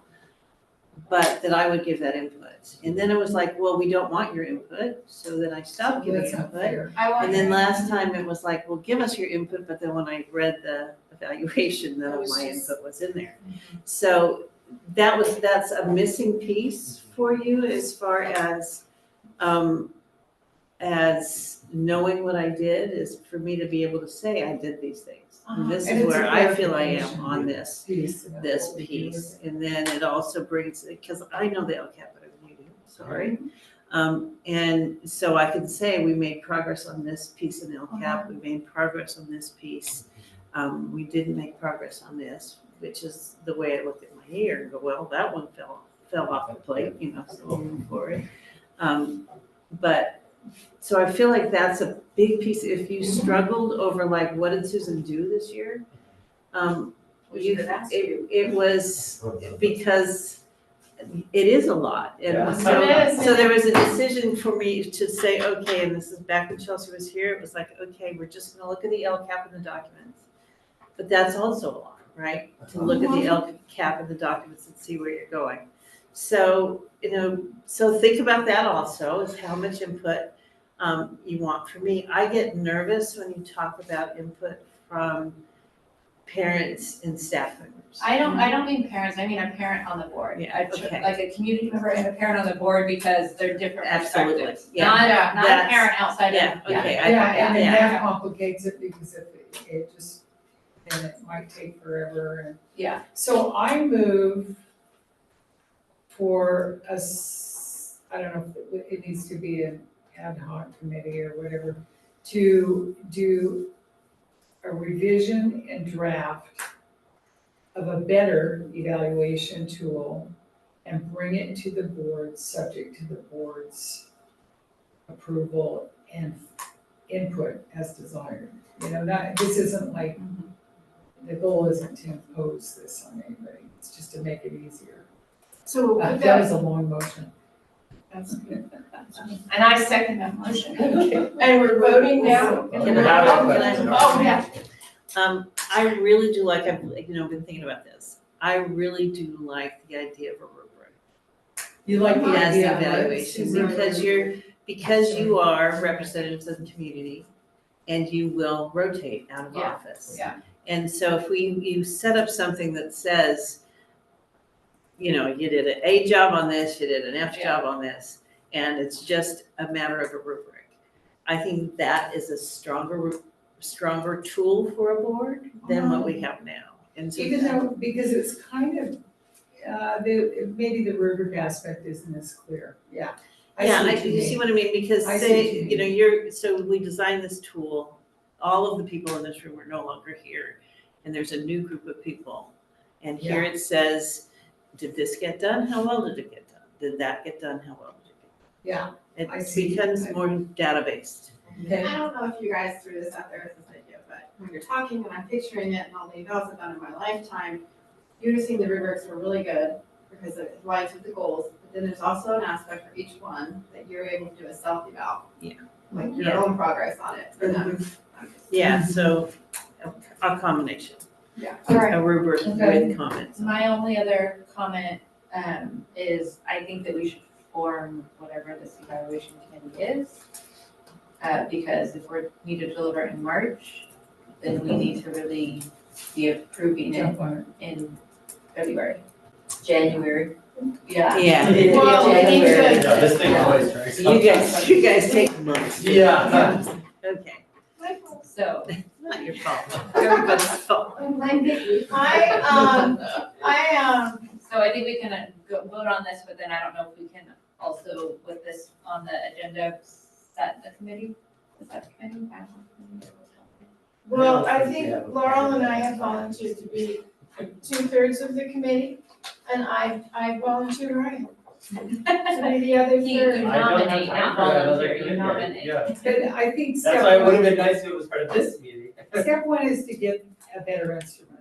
Yeah. And step two is, I'm gonna say, I mean, it needs to be done quickly, expeditiously. However, I think imposing a March date on it, while that might be an ideal and something to look forward to, because the the document is under revision. April might be more realistic, I mean, it's, Your contract was for what, for when, is it up this year or last year, or next year? My contract is always a 2-year contract. Yeah, you so when is it? Offered me, so I have 2 years. You extend my contract every year. So I always have Oh. had a 2-year contract. 2 years ahead. Okay. Yeah. Yeah, okay. So I swear it was, we're extending it for 1 year. Yeah. You're extending a 2-year contract for another year. For another year. So it's always 2 Extended every years. year. No, why are we evaluating every year if it's a 2-year contract? that was my point, It sometimes they is, extend. it's my contract. That's why you're doing it, because it's what's in my contract. Oh my gosh. You need to read the contract, Ryan. So we're gonna. I guess.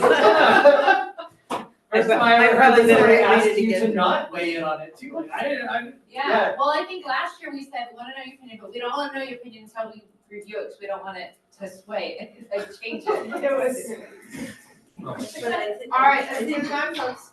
Ready? Wait, so We're we get voting, we're What voting are we voting on? on Wait, Oh, who that they're seconded? gonna Revising revising. Okay. on Who the seconded? committee of Laurel, No, Laurel, but first we have Laurel motion. Vicky second. Okay, we're voting on that first. Go Vicky. aye, Vicky, aye. Tricia, aye. Donna, I. Right, and I- Laurel, I. Okay, so we're revising it. Now, we So, don't do, that's just us, very small. yeah, So well, something- I think you can invite somebody else if they want it. I don't So know. right Well, now we're- you have we're 5 taking people volunteers, on I your mean- board, so you can't have 3 on your subcommittee. Oh, Would you like to we go don't off have to. facilities? Yeah, and onto- unless you want to. So you're- Well, I am so too the invested board in has this. a I- committee you want of to the be on other. it? Choose what you can have. Pardon me? I'm finance committee. All right, I know, but I mean, do you want to be on the committee? 'Cause I just don't want another meeting. Okay, Yeah, right. I can't. Donna, do you want to be on it? She can't.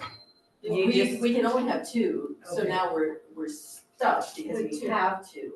Okay. And to be honest, I just picked up something else. I will here. consider doing the evaluation as the parent representative once you guys Okay, fine tune. okay. And I'm Certainly I'm not open one. to being on the evaluation committee, but I can't right now commit to To the. the tool. to All the- right. And I'm hoping we Which might, is what I would I like usually to prefer reverse. question whether or not you Okay. actually, if it's a good tool, whether you need an evaluation committee.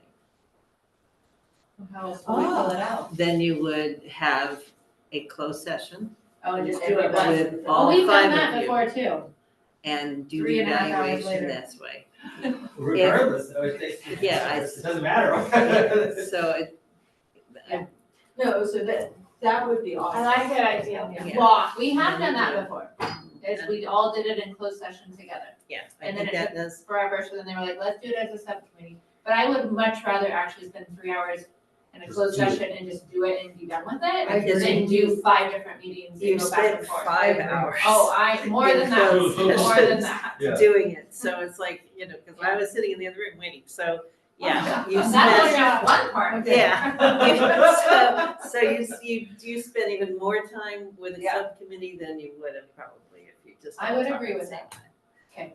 So what I can do, if it would be helpful, is get the chair evaluation kind of rubric that was used for my department chair, so you have something to look at. That'd be wonderful. That'd be great. Email that to Yeah. us.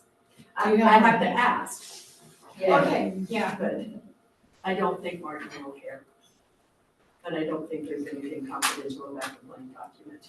Yeah, as long as Yeah, it's. as long as it's not filled out. Previous. it's- Yeah. it's not Right. covered. Right, so we're gonna look at the document and we will bring results by December 17th. Love it. Okay, we have agreement on that. Moving right along. Finance committee report, right? Are we done with that? No, we haven't got there yet. That's where we're at. We haven't done finance. No, I mean, are we done with the director Oh, evaluation yeah. until next month? Yeah, that's. Okay, good. And go. Okay, we had a pretty darn short finance committee meeting. Current enrollment at that time of the meeting was 218. Prior year at this time was 234. And that's 218 Oh, wait, go back, say that again, sorry. current enrollment at the time of the meeting was 218. Oh, yeah. Prior year was 234, and we're at 93% ADA. Which Is- continues to contribute to our is lower than what we, Yeah, we're budgeted for higher, I think budgeted for 21. but the ADA is lower than what we budgeted. ADA is also lower than the Yeah. budget, so both of those are lower than expected. So the attendance is where we, It's like 3 people less than we yeah. budgeted. Each of them is like very, not a ton lower, but they're both contributing to less than this was not in the meeting, but I think even today, there was an email that went out about, we kind of resolved a lot of the Yes. big scary deficit. So Okay. it's now down to 36,000 or something like that. Mhm. So that's That's a good. huge resolution. We continue, I'll just keep saying this every time, the next 2 years are gonna be super duper rough without increased one-time revenue or magic wand. One of the two. Okay.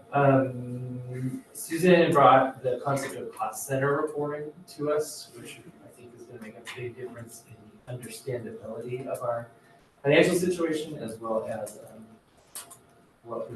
what options we have when we have to start making tough financial decisions.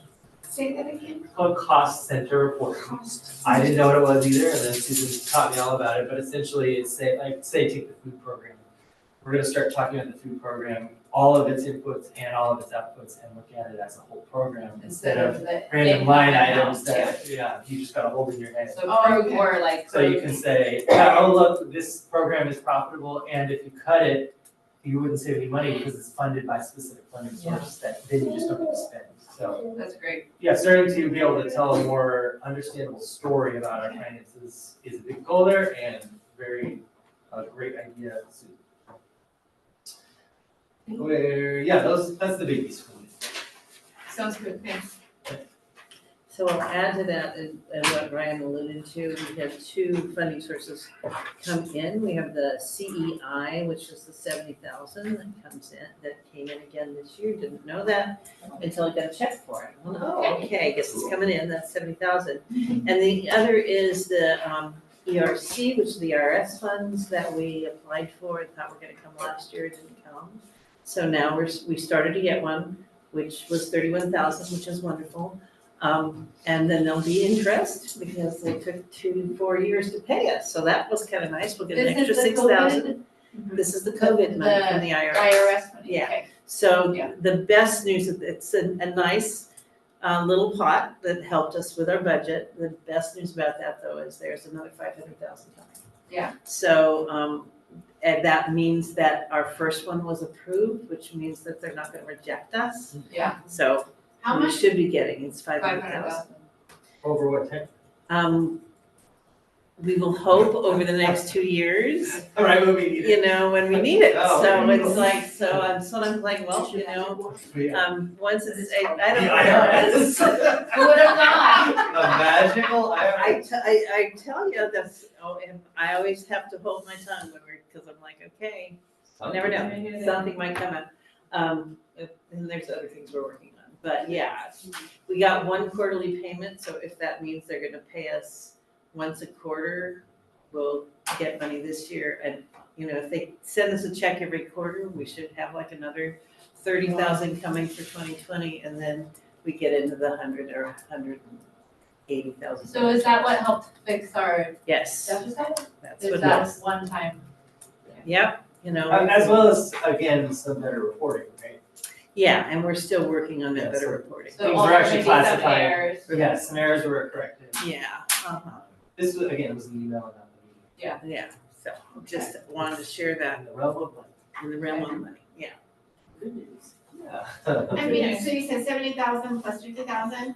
Plus 31,000 plus another, I think, 6,000 in interest that we'll get. So we're out of the negative then? No, No, we're not we're out. 30,000 We're in the closer. hole instead of 174. Oh, I thought we were 132 negative. Okay, got It it. does, It's coming, I can Yeah. feel it. It's I mean, a coming. big Yeah. part of that was reporting error. yes. Like, we didn't Yeah. actually Yeah. need or get money, Oh, and just suddenly we're that much closer. So maybe we do some more Yeah, reporting that- error. and that's part of the cost Longer center, than the other way. are we Yeah. making good decisions based on that, so, and and now little things happen, that's kind of the way a school year goes. It's like, oh, well, we thought we were gonna spend this money, but we didn't, and that's where we are right now. That's excellent. And at 36,000, we can do that. At 100,000, it was a little more scary. So I feel like, yay. Yeah. We're out of we're still we're not in red anymore, we're kind of in yellow. So we're not to green yet. That's a good, Yeah. okay. Thank Need you. a little more fertilizer. It's the farmer talking. Okay, Yeah, it is definitely. good one. That makes me super happy. Yeah, moving on. For Parent Council, they are really focused on fundraising on the Walk into Winter that will happen in December and supporting the winter concert, which is the 12th. Do not forget that, please come. We did have the president resign this last week, decided it was one too many things for her to be doing. She's already doing 2 other committees for us, so I'm not thinking, it's a lot what she's doing. So she did resign, they're having a meeting tomorrow night, I think so. okay, to move forward and figure out how to fill that gap. But a lot of new and positive energy on the Parent Council. I went to the thing last year. I have a children's guitar. I don't know what I'm gonna do with it, but the really wonderful dinner. But gosh, I've been hit up multiple times. Tomorrow I'm picking up a dinner in a bag and I'm getting popcorn. I mean, I participate in Durham and Willows mostly and Tracy fundraisers, and they sell popcorn. I mean, they do things that seem a little bit easier too than large undertakings. And has that ever been considered? Well, they do, we have Friday treats, so every Friday we get popcorn. So as the kids are leaving school, there's popcorn, they're having a roller No, skating what I meant fundraiser. was the kids are selling it. Yeah. I get, so. Oh, you mean selling it We're to doing a you. bun cake, bun cake. We're doing fundraiser. bun cake Yeah, fundraiser. I think each class does. But I mean, I Holiday really feel. All right, I really like that. bun cake. But it seems like, and maybe it's just, part of me hates it, but does Blue Oak ever do that where they sell C's candy? I know. We're selling nothing but cakes right now to raise money. Oh, you are? Nothing but. I think We're we're doing doing a fundraiser for I nothing. went to a 90th birthday That's party. the Such a pause for. This cake is rich, unhealthy. Yeah, back in the day, we did wrapping papers, magazines. Balls, flower bowls. Yeah, yeah. Cookie dough. Cookie dough. But that was One a class piece is gonna be- nice. Let thing. I used to have cookie dough and tell kids, here's the deal, don't bring it to me. Yeah. Pay for it, don't bring it. So they are- So now I know. So now I gotta buy a Blue Oak bun cake. Right. Seriously. Does the staff eat them? I'm sure Yeah. that they The will, they're bun like the cakes. little mini ones. You know, Kidding? I know families that if you donate one, I can give it to you. So Okay, 'cause. they, in order to get the bun cake fundraiser going, they gave us bun cakes. So Just have So you some- need to So get a the student- front office staff definitely has opinions about bun cake. All right. So If anyway, you choose your fundraisers flavor, are though, going you better on. ask them. Walk into Winter is the big one. It's gonna be on a Saturday this year. I want to reach out specifically to thank Nicole Finelli for 2 really strong years of organizing and keeping the Parent Council moving forward in so many good ways and really giving a structure to the meetings that have been really helpful and wonderful, and she's done, and I know will continue to do a lot of good for the school. So a thank you to Nicole. Yeah. Yay. All right.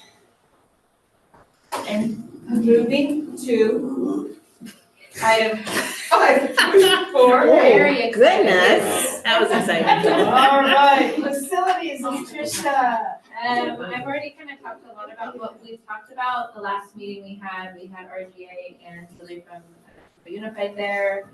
And we talked about, Measure C being passed and Prop 2 being passed.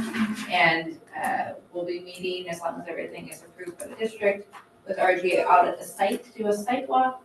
And then they're hoping late February, early March is when they'll be able to have us those kind of conceptual schematics, program layout for us. Oh, sorry. Oh, my goodness. He just wants to do things. Well, Tessa. Hey. Oh, We no. also talked a little bit about that park that is adjacent that Marion Park has. Mr. Gonzalez is at the early phases of wanting to start to design that. So we're trying to work with him on what we would like to see over there. So we'll be talking about that a little bit more in the next meeting. And I think that's it. I think everything else.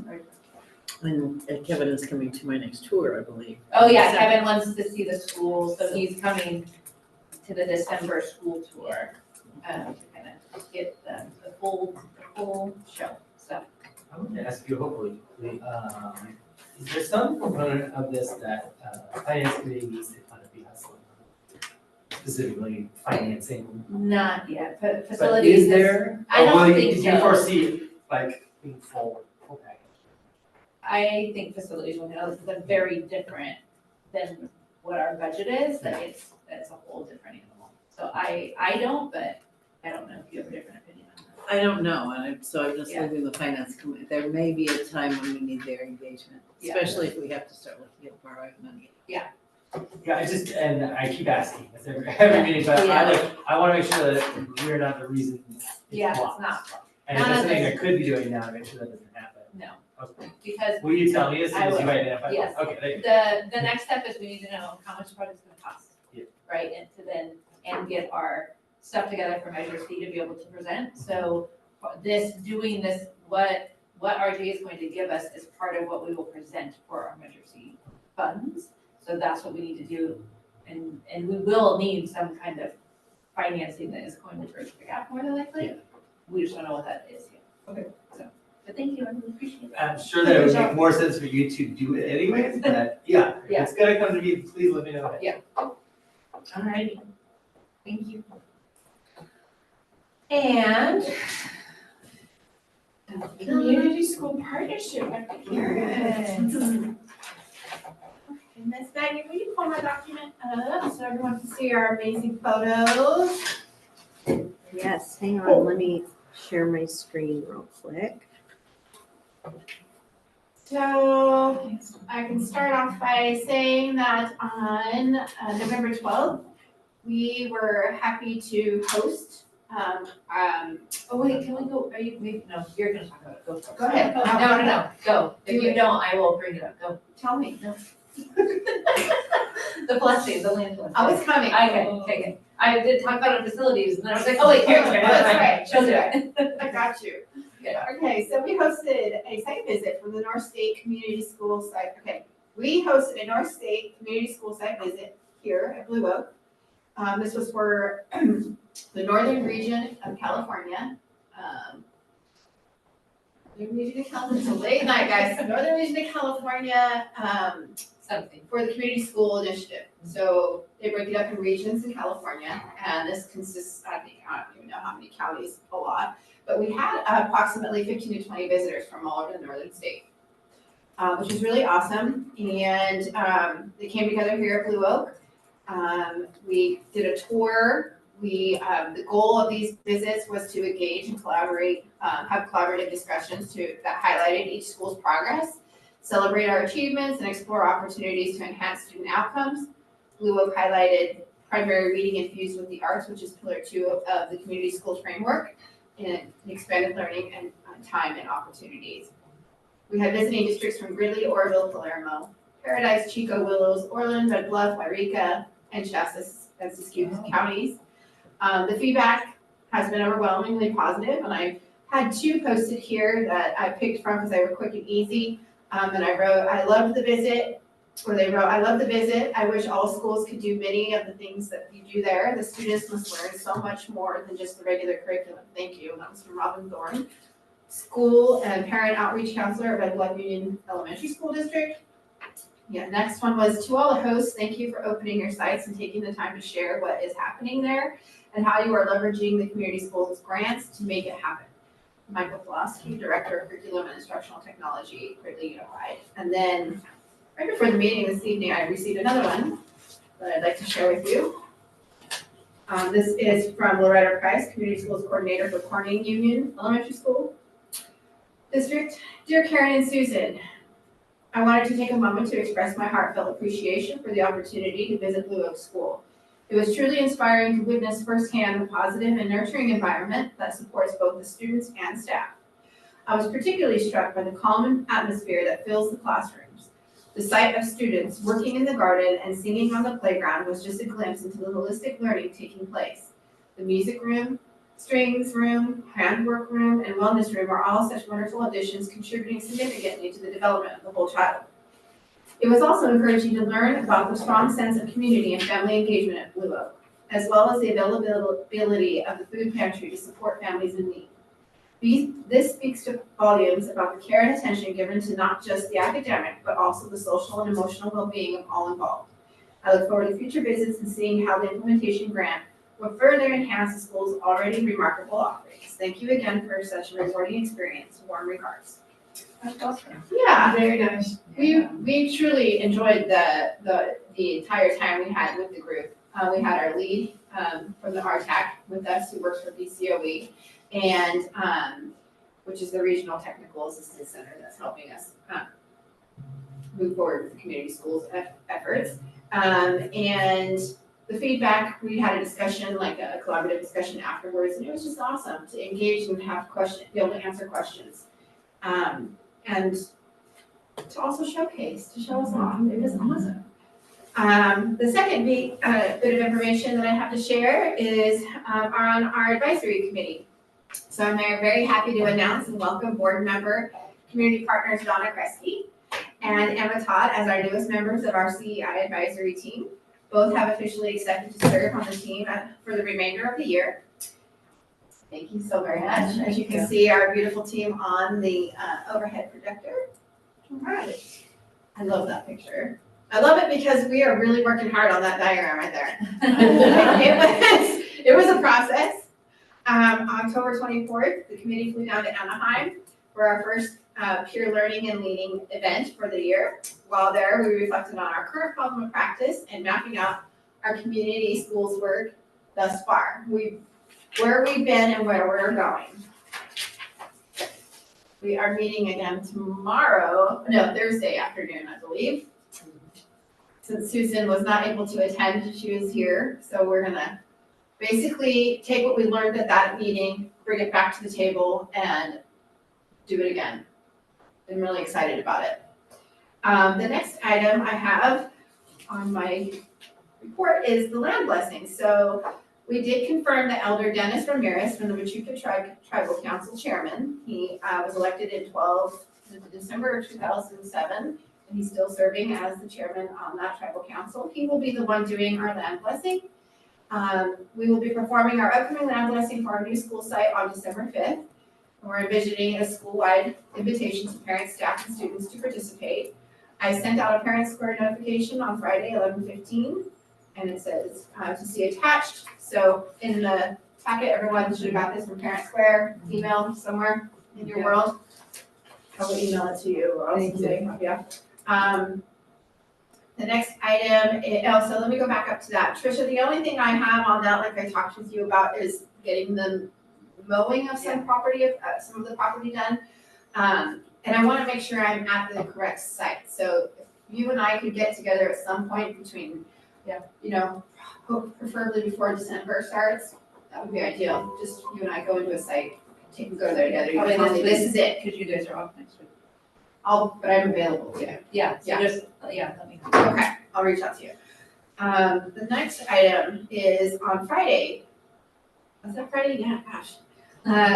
Susan and myself went to the Machuca Tribal Council and met with 2 members of the council. We went to thank them for agreeing to do our land blessing and to ask their collaboration on our land acknowledgement. So we were able to leave the document and we gave a draft of what the, Ms. Sheila Moss had, drafted with her fourth grade class and asked for their collaboration on it and or to give us one that they would prefer that we use to utilize school-wide. And so they took that along with our other requests of inviting them to not only to the school site for a visit, but also to engage and partner with us in education so that we can learn more directly from them, have them be more of a involved process, integrated process at our school. They did explain that they are lacking members who would be able to do that, so they did give us some names of people at the CSU Travel Relations, Rachel McBride, which I reached out today to, Jack Thompson at Northern Valley Indian Health. He also comes and does school hands-on training, like beadworking, basket weaving, things like that. So I have followed up on their leads, which was really awesome, but just to even have them invite us into their space was such a beautiful experience. Susan, right, you have any thoughts or things to say on it? Like, what was your experience with our meeting? It was just some reminiscing for me because I had worked with Four Winds, Rachel, who she's reached out to, I've met and worked with. Four Winds for Indian Education was also the name of a charter school that was focused on serving the indigenous population. Terry Tozier was the director of that, or the principal, and that's when I was working for BCOE. So we worked a lot together in developing plans, and so I spent time with her and with Janice Delgado, who had children here at one point also, who are members of that community. And so we ended up talking because at least the one woman that was there had gone to school with Terry. So we, got to do some talking about how that school was different. And I really see a lot of what they're focused on. And I think they saw that too in their education programs. We also do. So it was sort of that, how do we engage the community, the arts, the music, from their aspect. We do a lot of the same things. So we got got the chance just to talk about the possibilities of collaboration. So The dual action. yeah, the dual action. And like, I was talking with them a little bit, I just thought they're like, because I see that they're working on building their presence in the community, a digital library or a space where our kids could go for field trips to learn more about them, like like they do at Sutter, the museum in Sacramento, like things of that nature. So they're gonna take what we proposed and bring it to their tribal leaders for approval, and they will be in touch with me to let us know what the coming outcomes of that. Yes, ma'am. Did you happen to mention that, Dan Gonzalez he mentioned that we should see what the Michoud would like to see planted in the park as natives. As native plantings, not native people, but what the native people would like to see there. And possibly, We talked about A having like nature- little signs made for them. make it into a nature trail Who was with this? a focus. Dan Ramirez? Dan Gonzalez from Marion Gonzalez. Park. Oh, Marion the Park. architecture, the guy who owns the Developer. developer. And make it, how the Michoud to see the native plants. And he has some connections he was gonna reach out to as well about some native landscaping. I love their building. Their building is amazing. The conference room that we were sitting in was like, the view was huge and it is as far as the eye could see. It was gorgeous. Now their new buildings in the, like in Marion Park, those new apartments and stuff, but still their view is gorgeous. They're very proud of that. We're gonna move on. Anything else on this? Okay. We move on to we also, I was told that you guys were all able to see, will you scroll down for me? Do you need help with the land plus, like the day of? You got like It's gonna be very low key. signage for like park here or balloons or like where to I go when mean, you that would get out probably there. be smart, but I don't wanna make it so. I know. So much like that. It needs, in my vision, and you guys, we all can talk about this and vote on it and discuss it, because I would love to have it be a collaborative. I just don't so want it's- people to not be able to find it once they get out. But I think if I'm there early enough and I'm guiding people and I can. Well, that's what I mean, like, Yeah. you can't be there and over with, the tribal leader and all of that. So, I'll be there with them early. but then, and guiding people to like where to go in the park, so maybe Yeah. some of us can Karen, I help. think asking for some help on this next. Because you have people walking over land that they don't know, and you haven't wanted them to stand in a certain place. Yeah. All of that, you need some ushers. Okay, Or like if we have like Yeah. some stakes with some ribbon that's like, it doesn't have to be balloons or something like that, but just something to kind of, That'd be frivolous, but something, yeah. But yeah, Yeah, we wouldn't want balloons, but yeah, for this, we want it earthy. Yeah. But I think some people to go, go stand over I there. mean, I can It's only gonna be be there helpful. so early because I have to pick up children. Yeah. At 4:45. Yeah. Yeah, so, I think asking for some help is a good idea. I can do. Say again? I can do. but once I'm there, I'm happy to direct people, from the street to where. Okay, I will follow up. Thank you, that's, And- I don't think about that, thank you. And we probably need a map. There is a map on the flyer, yeah. It's on the one I submitted. Yeah. And I put out to the parents. Yeah. So I heard you guys got to see our wonderful ofrenda, our beautiful ofrenda that the students helped co-create. Did you guys not see it?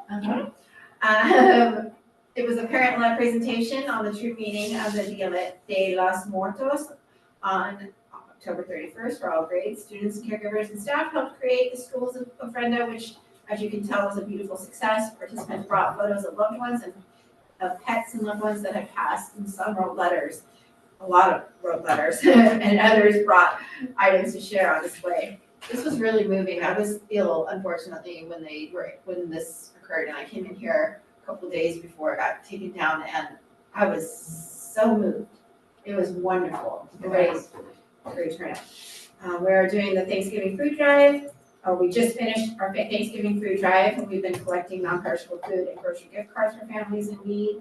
So far, 5 confirmed families will be accepting our Thanksgiving dinner package, which is like the whole meal. It's so cute, the way they even did like the pie creation, all of it. It was the most adorable package we put together. Ribbons and everything. For families to pick up the day after school on the last day before break. We're doing the Christmas or angel giving tree. And we're also gifting one family a whole tree, which is really great. But this so far has been a good turnout. Like 19 so far families are signed up for it. And then the exit interviews you guys already know about. Lots of good stuff. Yeah, I always feel like I rush through them because it's not the last end of the night. Very good. Yeah, you gotta Okay. promise. It just didn't roll down far enough. Yeah, there you see it. Sorry.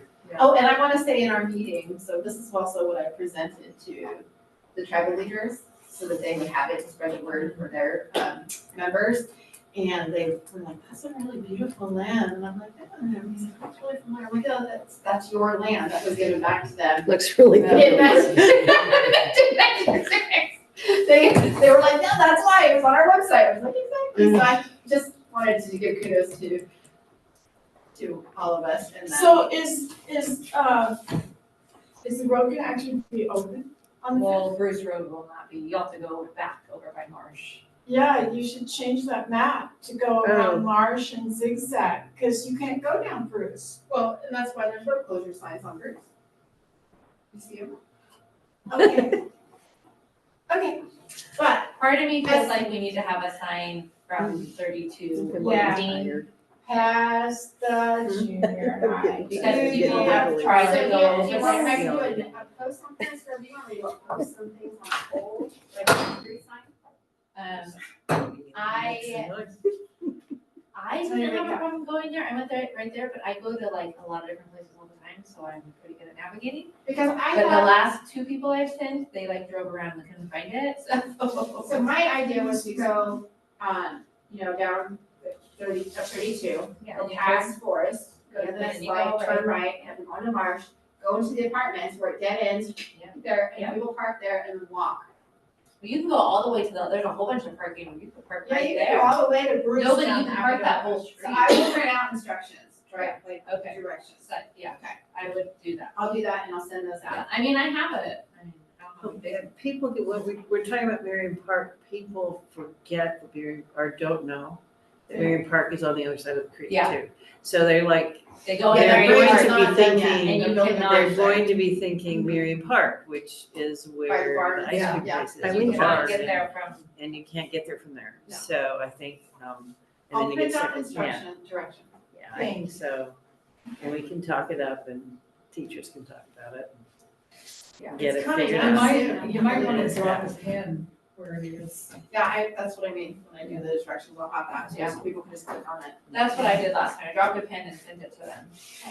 I To, still couldn't find Good, it. no, then that's they why did. I need you to Yeah. take me there first. Yeah. No. In the drop. where your triangle is perfect, that's exactly where it's at, so. I'm not feeling confident about knowing, because my apartments were right there, I think, that's. Wait a minute, you made the map and you don't know where it is? No. And you Tricia live made there, it out. And you're like, no, everybody can find it, no problem, I gave them a map, I have no idea where that is. Yeah. Because in my head, I know where I'm going, but I'm not having to right. Spoke out of turn, Ryan. Okay.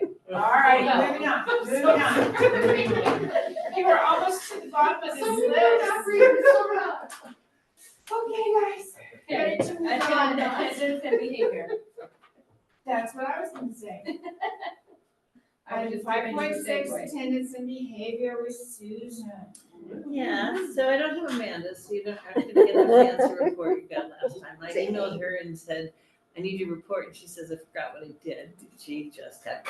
So we were like, okay, so for next month, you'll have it again. But I thought I would share, we worked with BCOE over the last couple of weeks on our big data. And we are sitting at 1.8 for percentage for suspensions, which is down from 4.9 from last year. And we're staying consistent with that number. So we are at around 93%. Our goal from is 95% of attendance, so still working on that. We are at, for our chronic attendance numbers is at 19.7. That's still a high number, but it's less than our 20-something. 19.7% of our students are chronically absent.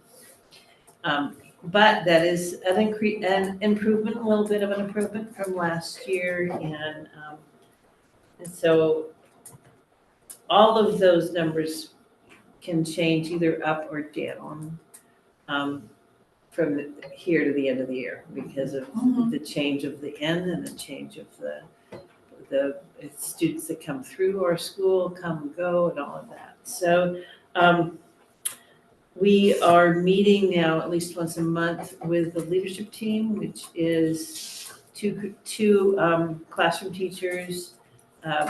Karen is on it, a counselor is on it, a SPED team is represented, intervention is represented. So it's our strong leadership team that goes, okay, what are we actually doing?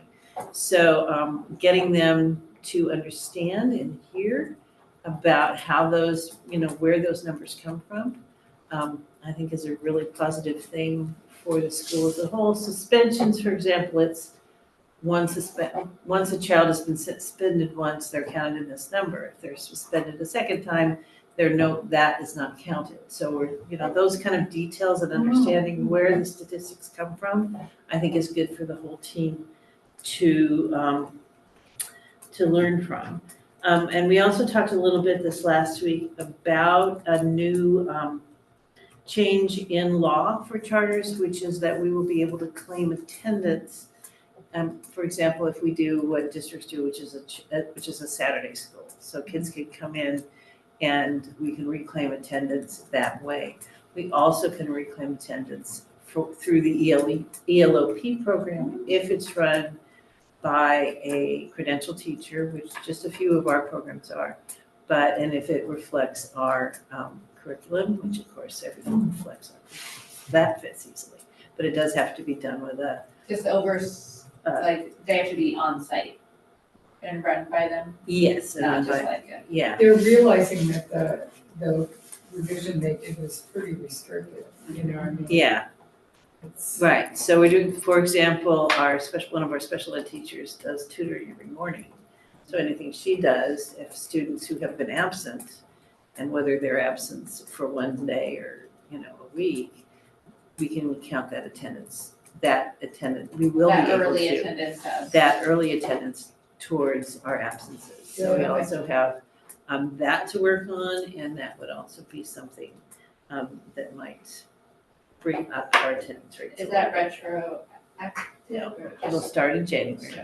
So it'll be great for this year and future years. We asked. Yeah. Have you noticed has it been difficult to address behavior without Amanda? I would say that I'm spending between 40 and 60% of my time on behavior. Which means other things aren't getting done. Sure. So in that case, yeah, it's taking a lot of my time. I also feel like, we are regrowing some connections as far as how I want to address attendance and looking at some things differently, because I'm able to go, okay, this is a situation where I want to go this way instead of that way. And so that then talking to teachers. And so it feels like it is working better. We're actually getting through kids that are making bad decisions and helping them to make better decisions and, getting them the support they need. Not that we weren't doing that before, but it just feels like we're more closely connected with, and able to move more quickly to address the needs that are. So, yeah, more work, but also better work. So. I think also with Susan having more hands-on involvement, we've learned the program, like in the Educator's Handbook, how it operates more efficiently, and how the documentation to capture some of the data. That's been part of what's more streamlining processes. Yeah. So satisfaction by teachers, parents, and the students, we're seeing increased improvement in behavior. And it's like, all of that's tied to it. And the healthy play that we Oh, yeah, started, that's I've interviewed the aides Monday, we have an aides meeting on Mondays, and so I said, how's it doing? And, they made comments like, we're seeing kids doing a better job of managing their own conflict instead of having to be sent to the front office or It's disciplined. taken everybody a while to learn and invest in the system. Yeah, so, we also said we still have kids that are gonna stand in the middle of the Foursquare and argue, and so the aides are going, okay, you can't stand in the middle of Foursquare and argue, you gotta get out of it so other people can play. And so it's starting to, we're still working on discussing those, teaching some of those rules, but it really is decreasing the conflict in the play yard, which is great. Doesn't mean it's gone away. Yeah. It's decreasing it. And the use of the Educator's Handbook, went through 2 faculty meetings with teachers, but I'm not getting this to work. And another faculty member says, I'll talk to you afterwards and explain to you how to do it. So the understanding of how to use the tool has improved as well. So a lot less frustration just because the tool, they weren't understanding the tool. So I think those are, second year progress, that, things that we started last year that are starting to really be seen this year as far as behavior goes. Cool. Good. Congrats. And My report, your report. that's it. That was attendance, behavior, That's all and your it is. report all together. Well, no, my report's still, Oh, you still have. I'll still do my report, Okay. that won't take But long. thank you for the item 5.6 attendance and behavior. And now we'll move down to CCA. Okay, I added some of the Friday favorites, and we sent an email out and just say, tell us what's fun this year. And this is my favorite. My boys chose to spend all of their free time deep cleaning the classroom for me when they could have been playing with their peers.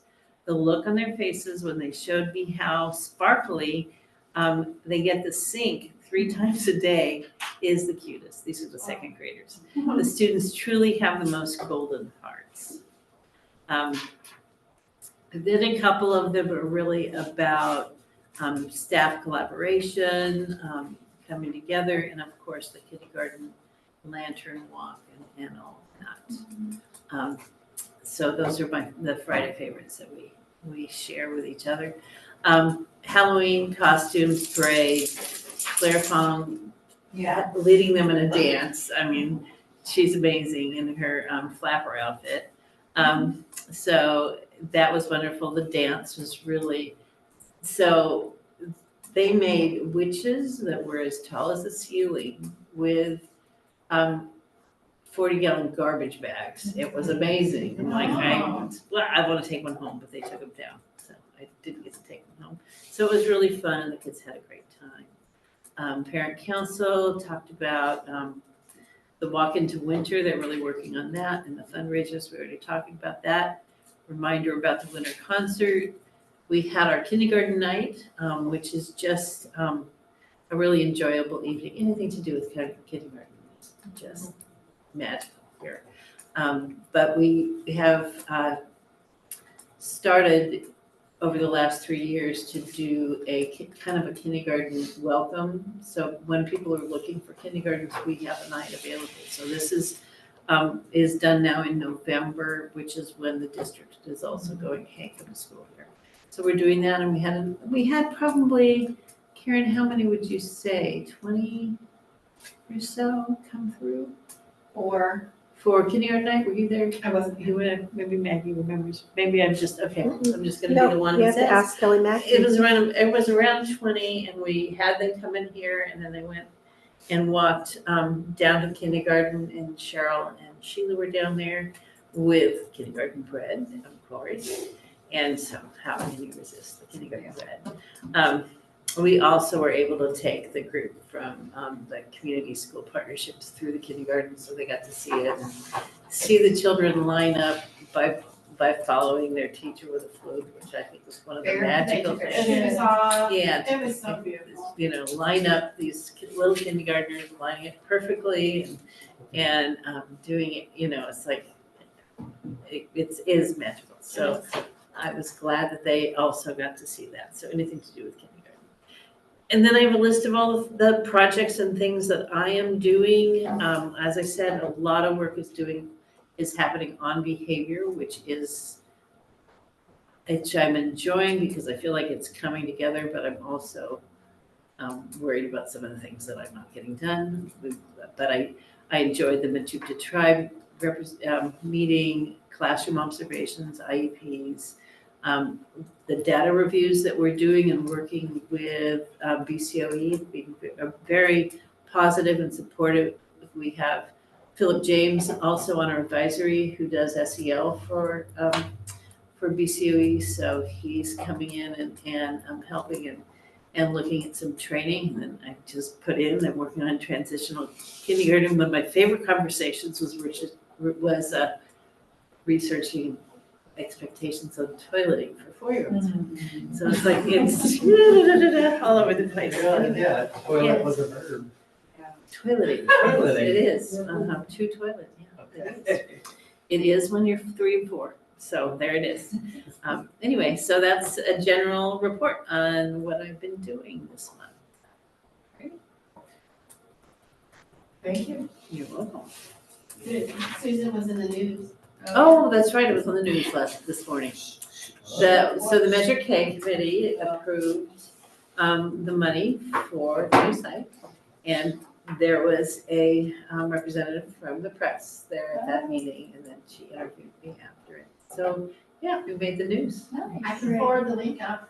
Yeah. It's That really, better be on the school website. That's Or, Not on the yet. school Facebook page. Yeah. yeah, You can probably watch it right now if you want it. yeah, it's really quick. Yeah, it should be. Oh. Hang on. Always I actually Yeah, have we definitely should watch it. I have it. Hang on. Yeah. This is Where is it? I thought you would like that. It's wonderful. Yeah, It was really nice. I enjoyed reading that. thank you. I saw that you appreciated it. Yeah. I love that. Love you, Tricia. Where did I put that? Oh, when I backed out of here, I lost it. I think. Oh, That's Susan says, darn.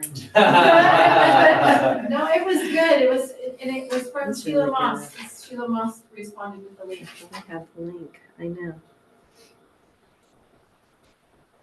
Max says his brain is full.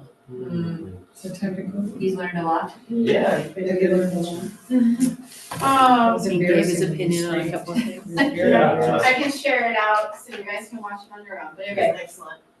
I am adjourning this meeting. And we will meet you all again December 17th at 6 p.m. No, this one, no. You call me tomorrow, Good boy. Lauren? Still trying to Call find me it. on your day. Okay. No, I was kind of, here it is. Yeah. Oh, Have she some. found it. Wait, there it is. There it is, there it is.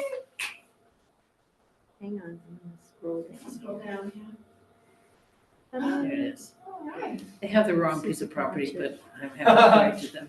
Oh, sound. Oh. Hang on. They're pointing across the street from where we are. Okay, close enough. I'm not in parent council at all. I think I have Who to, would I give this to order under? Susan's the closest to PC. You probably now. can give me that. I don't know how to get the sound on. Yeah, It says that right there. I know. This is. Weird. All right, sorry. I'll Thought I could. All Ugh. that blue. And if that's. Oh, okay. Thought I could Sure. play Oh, my it. goodness. It's not playing. It's Then not, I'm the gonna sound worry isn't about where it happening. is. I'm gonna stick this in. I just find it. Lockbox. Yeah. Haley Watts, That's too first much to fun for me report to on have. everything blue. Way too many. Thank you, thank you, Laura. Oh, the That's frosting is very what I like. The cake is what I don't like. So weird. Karen, I responded to your, to your, did they send it or did you, whatever Dang you it. prefer, it doesn't matter. So, I have me is what I prefer, but I don't want to work. No, that has something to do with the sound. Yeah, well, I'll do it. Thank you, because normally I Don't worry, would have they done can that, find but All right. I.